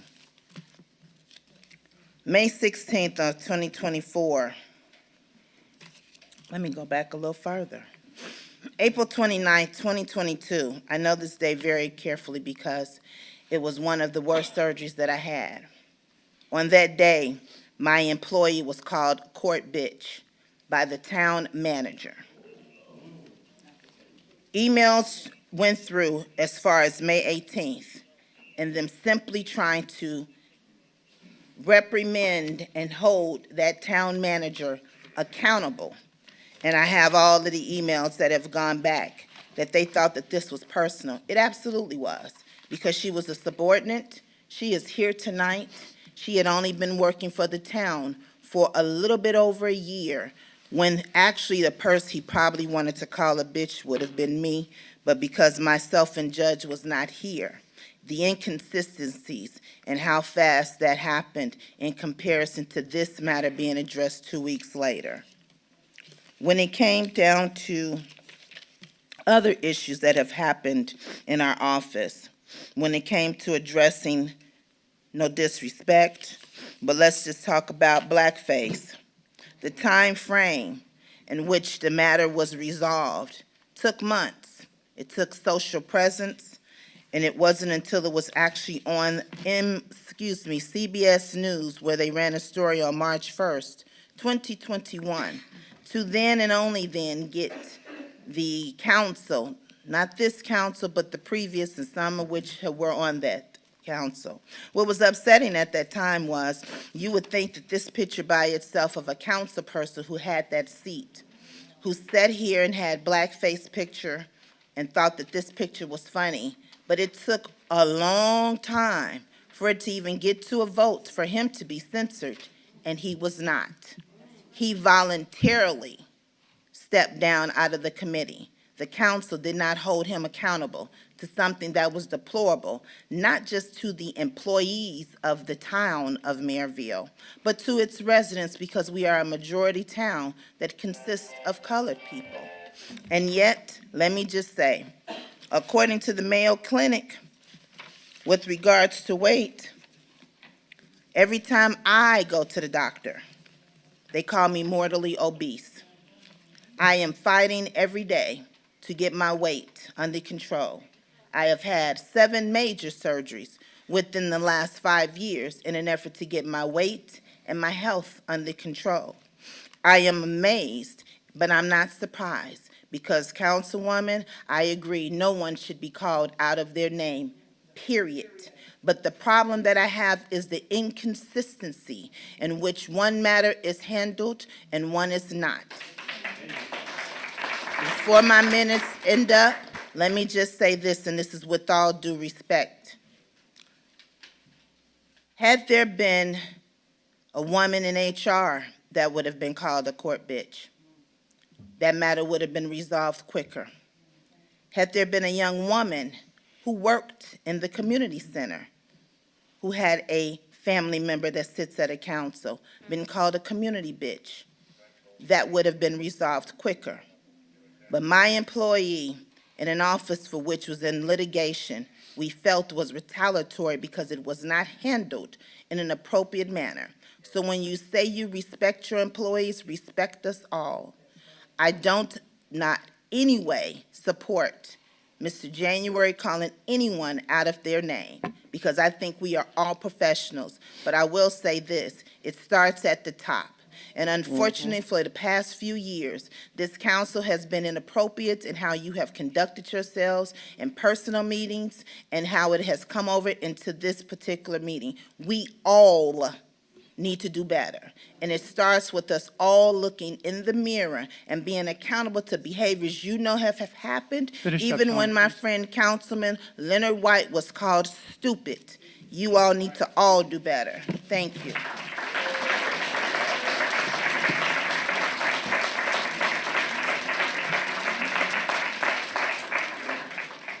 Brian Messarch, 68th Place. President Bella, I want to start off, and I will continue to start off asking you for a sit-down meeting. I think that it would be great. I want to thank you for emailing myself and the Merrillville Change Agency to discuss our proposal for a garden club and a bicycle club. I think those are positive things that bring us forward. I want to thank Councilor Shi for your Saturday community meeting. That was a wonderful get-together, and it echoed things that Leona said at her meeting the week before. The community loves those chats. Steve King, we see you guys out there patching the road, and I know people don't think you're doing it fast enough, but we see you, and we appreciate it. And we thank you because you guys, I know you guys used to be called the Public Works, because you guys do a lot of stuff, and you guys deserve kudos for a lot of stuff, not just street stuff. So there's a lot of positive that we should focus on. But I'm going to tell you something. I have a little bit of a disappointment. When you have a person, when you have a counselor who wants to complain about bullying, I'm going to give you an example.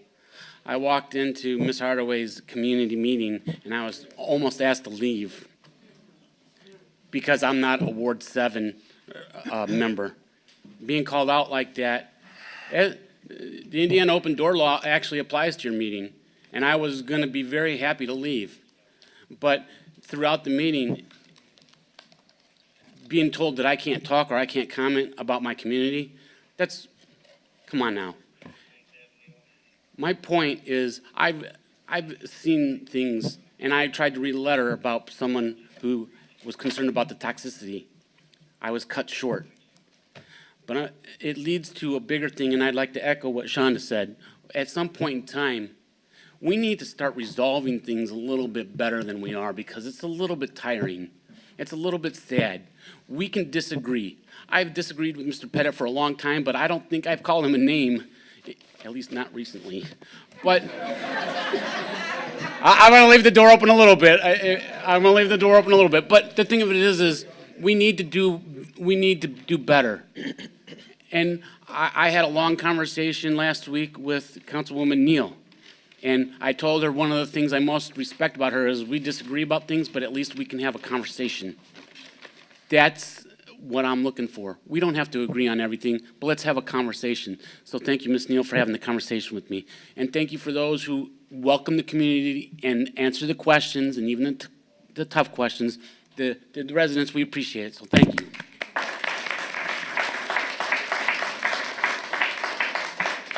'8031 Massachusetts Street, Pablo Payan. So first of all, I just want to thank Mr. Bella for voting to keep the court open.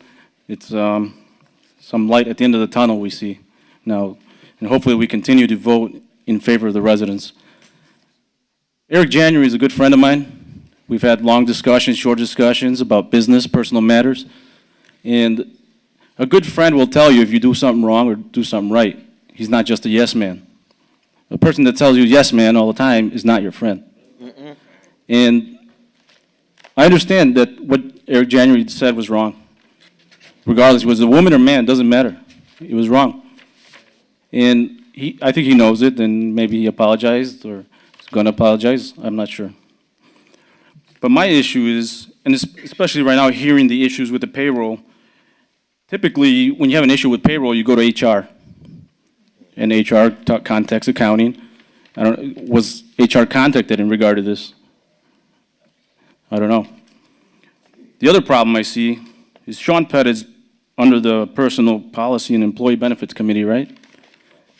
And also your wife is the HR director. You gotta address all of us. Don't call out counselor names, please. And Not allowed. I see a huge conflict of interest here. When your wife is the HR director and your councilman, your RDC, your Personal Policy Committee, that has a direct influence on who gets hired, who gets fired, who gets raises, who gets time off, who gets reprimanded. What happened to the ambulance service that we used to have? They had to sue the town because they didn't get paid overtime. Now the police department's going to have to sue. The fire department's going to have to sue. Where is HR in this?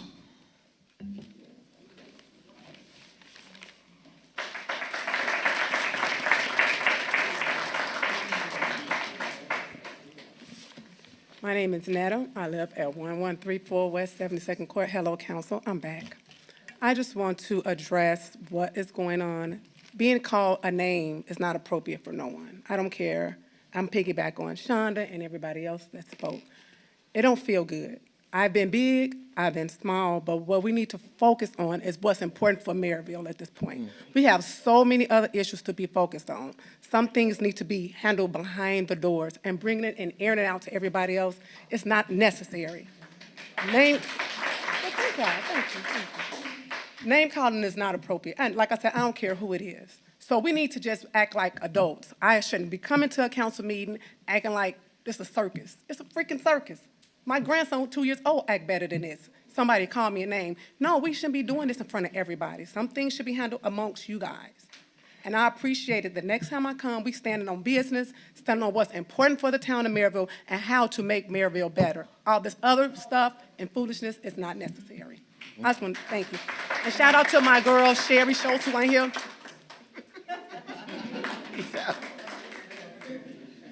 Hi, my name is Joy Whiteside, and I'm the office manager in the clerk treasurer's office. And I'm here because I just heard what the officer said about their perf and their DEF comp. But I want to bring to your attention that last year, the town and the council decided that their employees would no longer pay the 3% for perf, and that the employer, town of Merrillville, will pick up the 3%. And with that being said, a conversation should have been held with The perf, it was not. Our conversation should have been held with Voice, the system where we pay, that we use daily, and it was not. So when it was time to make those payments, it was not an easy transition at all. And it took us time. And that is the reason as to why these payments are late. They were late. They are paid to current. They had been paid to current prior to. And since the new payroll admin was promoted to her position on January 27th. It took the Human Resources Department over 2 weeks to add her to the PERF system in order to go in to make those payments. She was added on February 14th. So if we're gonna drop the ball, we all dropped the ball. Everybody dropped the ball. We dropped the ball, the town dropped the ball, the council dropped the ball, everybody, HR, everybody dropped the ball as to why. Because the conversation, we should have all went to the table and said, this is what we plan to do. What do I need from payroll? What do I need from PERF? And that conversation was not had. And had it been had, those payments would have been made on time like they have been made. Now, we do make mistakes. We all do. But I can tell you that some of our payroll, in most cases, I have emails to support. We return payroll left and right. There are departments that do not get payroll to us. We have some today that may slow up the payroll. Payroll is not given to us correctly, and let me explain to you why. There is a check and balance procedure. Whoever processed the payroll, it is the department head responsibility to check it and sign off on it. And what I am learning, that it is not happening. Therefore, I have 2 departments that I have requested that no longer payroll can come over to our office without a memo stating that they have checked the payroll. Payroll is always incorrect in certain offices. And you may not know about it because I don't do that. I work with them directly so that we can resolve matters. But that doesn't seem to happen on our end. It seems like certain people are thinking that because the clerk treasurer, Mr. January, has come in, that these payments are purposely done late. They're not. Since he has been here, he's new. We have had a payroll person that has left. We have one that came in that stepped up and took a role. It wasn't for her. And then we hired someone else. It's a transition period. But we have worked, and we try to do our best. And that's all I can say, but we cannot sit here and blame his office and blame him like he's purposely not getting things done. That is not the case. It's not. And I'm here to tell you, I witness it all the time. I send out emails left and right with payroll. I guarantee you that. I have the emails to support that. Thank you.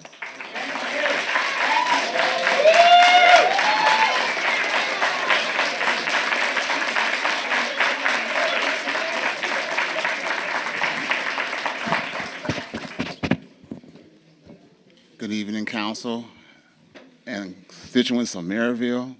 Glad to see y'all coming out tonight. My name is Leonard White, former Ward 7 councilman. I am here tonight because I did want to say something. First, I want to say something to the police chief. Thank you for the great job you're doing out there. I always wanted to tell you, and I'm still going to White Castle at night, so I do see you guys out there. Thank you. Secondly, in the terms of name calling, I've got called names. I've got called idiot, shut your mouth, you talk too much. Seen Miss Kelly Gibson leave out of that room crying because y'all was bullying her, and you know who you are, since you don't, so I'm not trying to call out one name. But at the end of the day, I can take it. So I just want to let y'all know, before y'all pile on Mr. Eric, you need to remember what y'all did to Leonard. Okay? I have not forgot. I'm just taking a break from being a councilman because I don't make enough money being a councilman. At the end of the day, I just think that we got to continue to move forward. And names calling should be done by anyone. Now, you do have a First Amendment right. You can say whatever you want to say in certain cases. But I suggest, and I think people know who they are when I said they call me an idiot, and I'm still looking at idiot on TV. I'm like, dang, that was a harsh word. But I never forgot about it, but I know I'm not an idiot. But the fact that it was said by a leadership person in the council, I think that bothered me the most. I'm done. Word.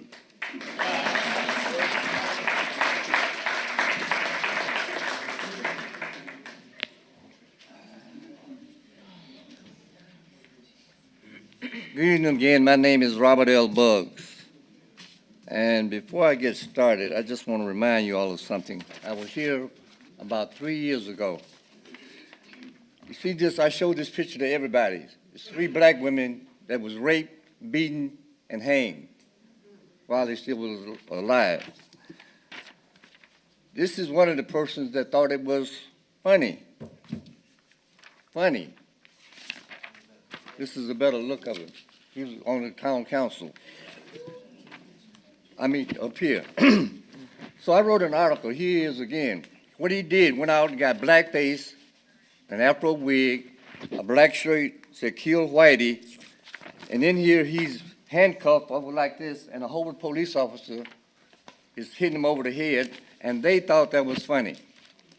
So I came to this council 3 different times.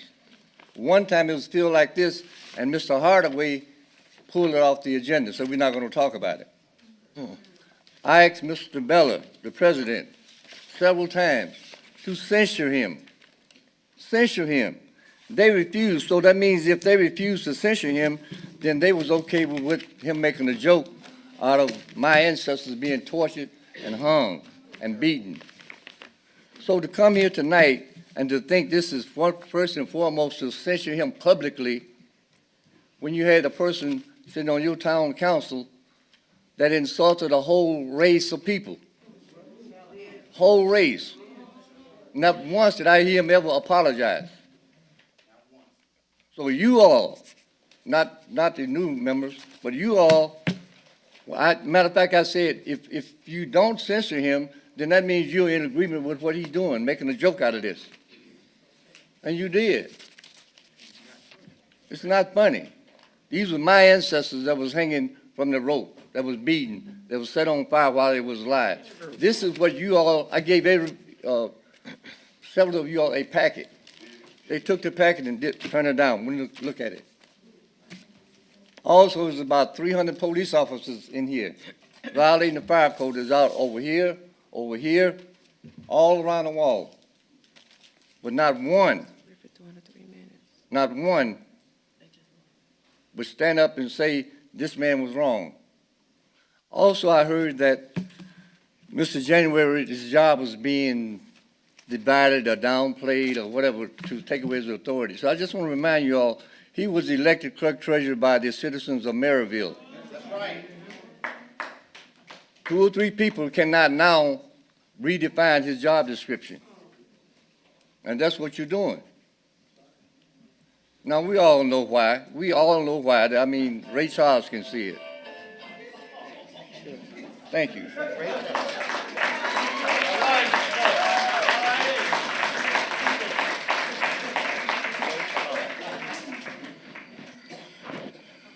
Darian Collins, 2505 West 65th Avenue. So I want to come and I want to lift us back higher, okay? Like Michelle Obama say, when they go low, you go high, or whatever. I can't remember now, anyway. Okay. I in no way support negativity or body shaming. I no way endorse bullying. But we know that sometimes people get pushed to a limit and they say things that they should not say. And we have to have a mind of forgiveness if it's a one-time incident or even if it's twice. We have to have a mind of forgiveness. We should operate with professionalism, respect, and cooperation. Now, I am extremely proud of this council for several reasons. Not because you always vote the way we want you to or what the residents want you to do, but the promise and the hope that I see. This is International Women's Month.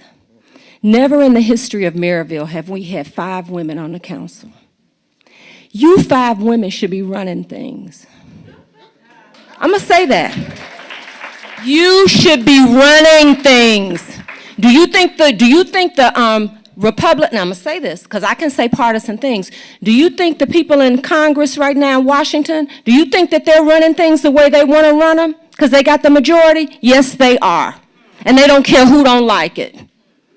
We have 5 women on this council, the first time ever. It is a proven fact that women can work cooperatively, they can work collaboratively, they can work by consensus. They work up and down and across.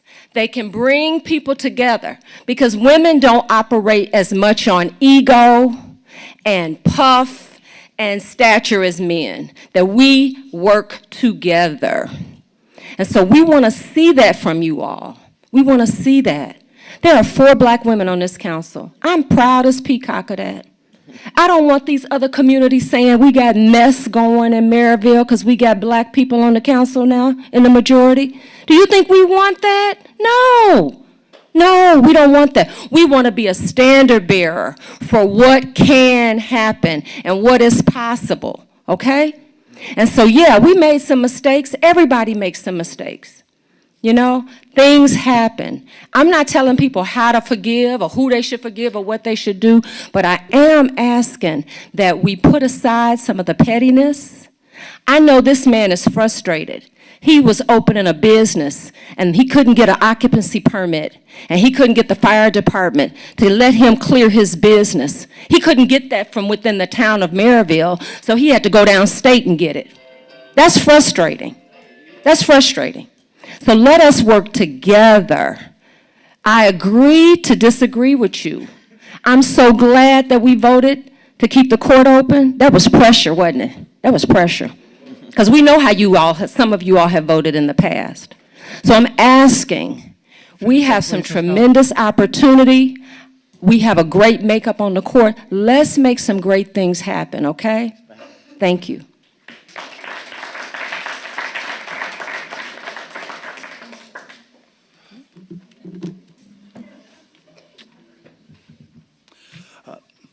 Hello, Council. My name is Jeremy McShirley, and I live with my wife, Danielle Kakmar, at 111 East 73rd, the old red brick house with the big walnut trees out front just off Broadway. In 2020, we purchased our home, and today we are happy to announce the formation of the Walnut Grove Historical Society. Our founding board of directors is dedicated to restoring and preserving Walnut Grove and all of the region's historical landmarks and habitats. After attending a screening for a documentary called Save Briar East Woods and listening to a lecture by Professor Kenneth Schoon at that same screening, I decided to support the Grand Avenue Alternative Plan in nearby Hammond. Last night, our board voted to endorse the plan as well. Here's a sample from our press release from this morning. The town of Merrillville has, in recent years, adopted the slogan, "The Heart of the Region." At the center of that heart is the Morgan Skinner Boyd Homestead, also known as Walnut Grove. It is the site of Meegwin's Village, purchased by one of Lake County's earliest settlers, Jeremiah Wiggins, in 1833. Since that time, each subsequent resident has worked tirelessly to develop, restore, and preserve this 150-year-old historical landmark. If Merrillville is the region's heart, then Walnut Grove will strive to be its soul. The Walnut Grove Historical Society, a dedicated advocate for the preservation of natural and historical resources in Lake County, Indiana, today announces its strong endorsement of the Grand Avenue Alternative Plan for addressing the railroad crossing issue in Hammond, Indiana. This unanimous endorsement from our board comes in response to concerns surrounding the Governor's Parkway Overpass project and its potential devastating impact on the Briar East Woods and the ecosystem of the entire region. Walnut Grove recognizes the will of the people of Hammond, but we also recognize the interconnected web of life that connects our communities and are part of. The removal of that ancient duneland in Hammond will have a negative cascading effect that will become a long-term detriment to not only Hammond, but to the very region our board has dedicated themselves to protect. Time is of the essence as federal funding has nearly been approved. The Walnut Grove Historical Society urges the people, organizations, and municipalities of the region to carefully consider the Grand Avenue alternative and prioritize a solution that effectively addresses the railroad crossing issue while protecting the invaluable Briar East Woods for future generations. We believe that a responsible and sustainable approach is essential for ensuring the long-term well-being of the community and the preservation of its natural and historical heritage. Join Walnut Grove in our endorsement. The Governor's Parkway overpass may come to pass, and a generation from now, most of us won't even remember. But if the town of Merrillville endorses the Grand Avenue plan, it will show our town's commitment to our environment and the people who work to protect it. Think of the possibility. Would the Sierra Club have their convention in Hammond? Please finish up, Or in sir. Merrillville? Would they have a national park in Hammond or Merrillville? Eco-friendly tourists will travel down that interstate to gather. They will dine in our restaurants, they will shop in our stores, they will fuel their vehicles, and they will return home telling their family and friends of our amazing community. We've chosen the slogan, "The Heart of the Region," to represent our town. Let's show everyone in that region that we mean what we say and we do what we believe. Thank you so much for your time. I appreciate it.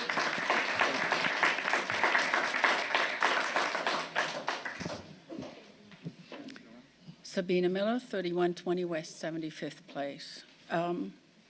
First thing, Eric, I really want you to think about what you've done. When I was a teenager, I was body shamed, and just last night I told a friend that story, and it's really upsetting, okay? So I want you to think really hard about doing this, whether it's on town business or off town business, but that's not a good thing to do because it sits with you forever, right? But I want to remind the town council of a couple of other items that happened just a few years ago, where one was sitting up there and read and threatened us with being removed from this room if we dare bring up during public comments anything that wasn't already on the agenda of the town council. That was very inappropriate, very threatening, not really a good thing. I want to remind you of another statement that happened, and that was, "We hate cops." Anybody remember that? Was this person reprimanded? No. Did this person get asked by the president if he had any statements, and he was sitting like this and said, no. We had the fraternal order of the police here about this entire issue, yet nothing was done. So to make an example of one or two people is not a good thing. Like we heard earlier, the consistency is important. What's good for the goose is good for the gander. Either you do it all the time or you don't do it ever. That's right.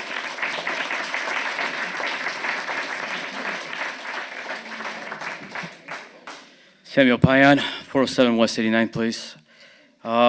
So before we came here, it was pretty full. We were outside, so I'm thankful that we were here. And hopefully everybody that wanted to be here is here. But we were told we were at fire capacity. At capacity, but when I look back, we had a row of firefighters. Somehow they're not counting the occupancy rating. I'm not sure.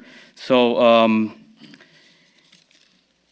a comment about the digitizing all paperwork into a cloud storage. That's awesome. I just don't know if, I just question if Merrillville has bought a ransomware insurance, as that is pretty prevalent. The reason for that is because if we don't have that, then we're going to be liable for some ransomware, and there goes our money that we don't have because we gave it to our tax abatement to Crow Holdings. So as we evaluate people's resume, like when I apply for a job, I have a resume, and that is the experience that I've had and the things that I have been able to do. So far, in the past 6 months, I've heard this is the resume for the town council. Defunding the police. Today, we heard from Chief Newsis that because of the tax abatements and the tax structure and how we allocate funds, now they're unable to participate in our MTOS, if I'm saying that correctly. So we are not supporting the police officers. That's what I heard. The transfer of wealth, again, from public dollars to private monies. We're defunding the court, and that was an attempt for that for many years. Okay.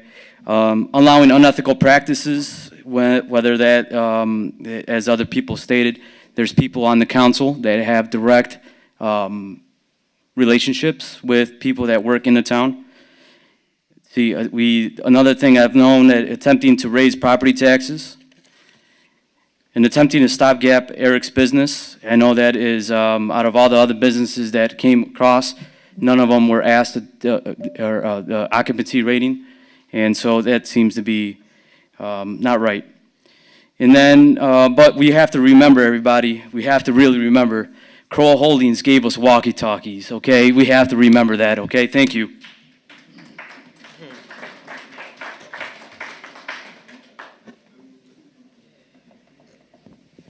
Maceo Rainey, Vice President, Prairie Creek Homeowners Association. Mr. President, in the 1960s, Ray Charles wrote a song called Georgia on My Mind. I woke up this morning with Merrillville on my mind. And to the residents of Merrillville, I wanted to share with you, and also to the council, politics can be somewhat of a contact sport.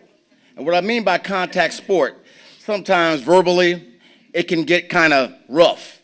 And at times, depending on where you're at, can get downright physical.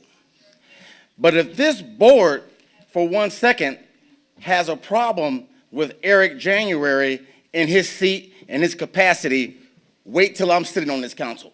Oh, Lord. Wait till I'm sitting on this council. Okay? However, part of my leadership DNA is the notion of being a gentleman. I feel that a gentleman is the highest form of man there is. So, community, you can only expect gentleman-like classy behavior from Maceo Rainey. But, Mr. Town Manager, when you stood up and talked about your time at IU Bloomington. Just address the council, please, sir, not well, individuals. to the council. But Please. we know who we're talking, because we've had an opportunity to share what some of our members have said too. But during my undergraduate days, as not only an honor student at Illinois State University, but I represented the men's football team as the captain and the running back for Illinois State University's football team, while you were studying in the library with me doing the same thing, but also representing the university with an earned degree in political science with a concentration in teacher education. So I'm very well qualified, very well read, very well traveled, and very well understood. And to the citizens again of Merrillville, I can share with you, that day is coming. That day is coming when we have leadership that can take the heat. The process of being a leader is taking criticism, taking heat and criticism when you fall short.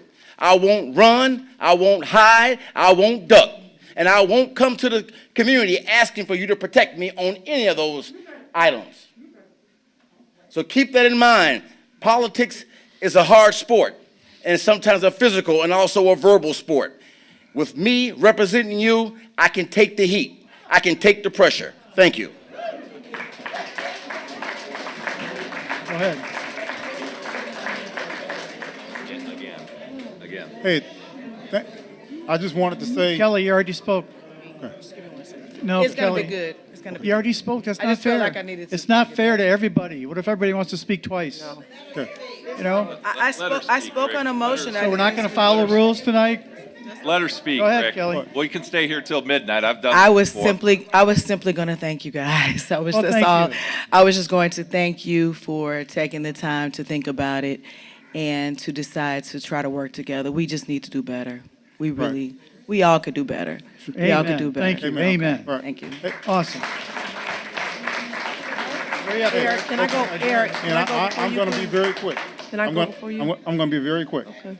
So I have to admit, I can be very brash, just like Maceo Rainey has said. This is a full contact sport, and I have been attacked, and I've been representing the people that have elected me and going to bat. I have no problem with fighting with anybody about anything for the town of Merrillville. I'm passionate about the town of Merrillville. And, but that is not an excuse for some of the terms that I have used, particularly in regards to being overweight. So I definitely regret that. That was adolescent. And I told Shonda, because I did it twice. And after that second time, my sister told me, Eric, you are just acting uncharacteristic. Because anybody that knows me, I don't snap. And, or my wife is looking. Oh, Lord. So, and we're talking about the kids. Anybody that knows me, I don't snap. I work with women. I've got a ton of women clients, African American, every ethnicity that you can think of. And nobody will ever tell you in 30 years they've heard Eric snap, and they're shocked when they hear the things that I've done since I've been on the town council chamber. And a lot of it has been stressed because we haven't been working together as a team. I think that we've hopefully reached the lowest point of that. And I think that's why I want to thank President Bella today for just deciding to pull 2511 off the agenda, because that's one of the main reasons that the majority of you all came out tonight, because you support me. And I certainly appreciate that. But I think that hopefully we're going to be turning this corner and moving in the right direction so that we can work together as a team and make Merrillville a better place, and just do the things that we need to do to make this community grow. In terms of the payroll issues that you all had with the fire department, police department, perf, a lot of that, if you look at it, all of our payments, as my manager mentioned, were all on time. It only happened at the beginning of the year when we were going through this transitionary period and we could not make the payments at all. In terms of any other mistakes that you may have seen, please, I'll give you my cell phone number. The chief has stopped by my place before. I have no problem. Let me know so that I can correct it. I don't run behind anything. I'm not afraid to admit mistakes or anything like that, but that's also one of the reasons I want to outsource payroll. But I'm not going to take any time. I know it's very late. I really appreciate everybody coming, because I also believe all things work together for good to them that love God and according to his purpose. You all would not have come out if I had not made some of those statements and this other stuff had not happened. So, but I do apologize. I apologized once before. Although this stuff was behind closed doors, I apologize publicly as well. I won't be making derogatory statements.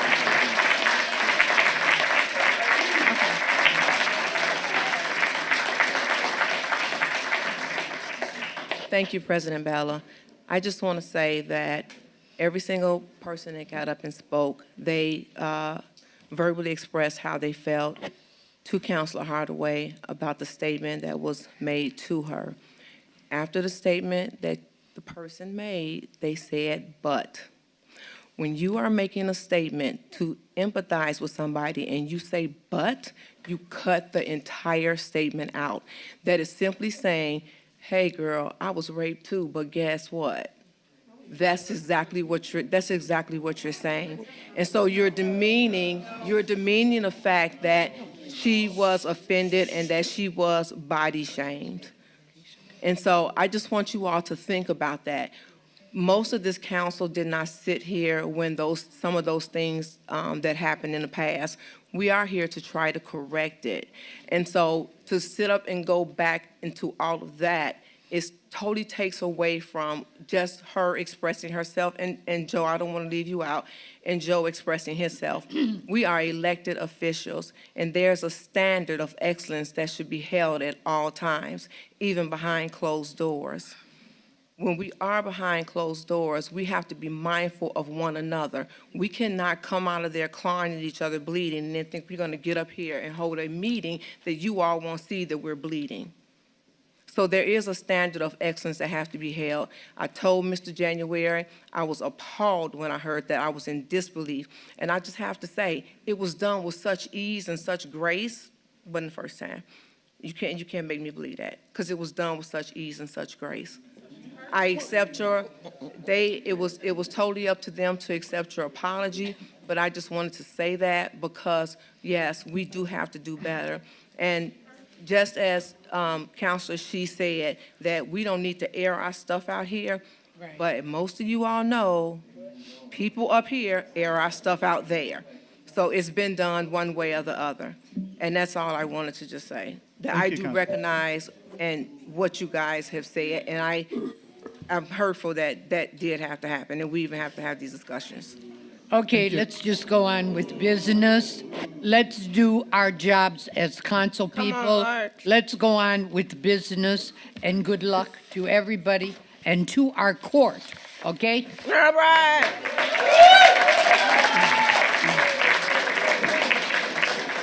If there's no objection, I will adjourn the meeting. Motion to adjourn. We adjourn.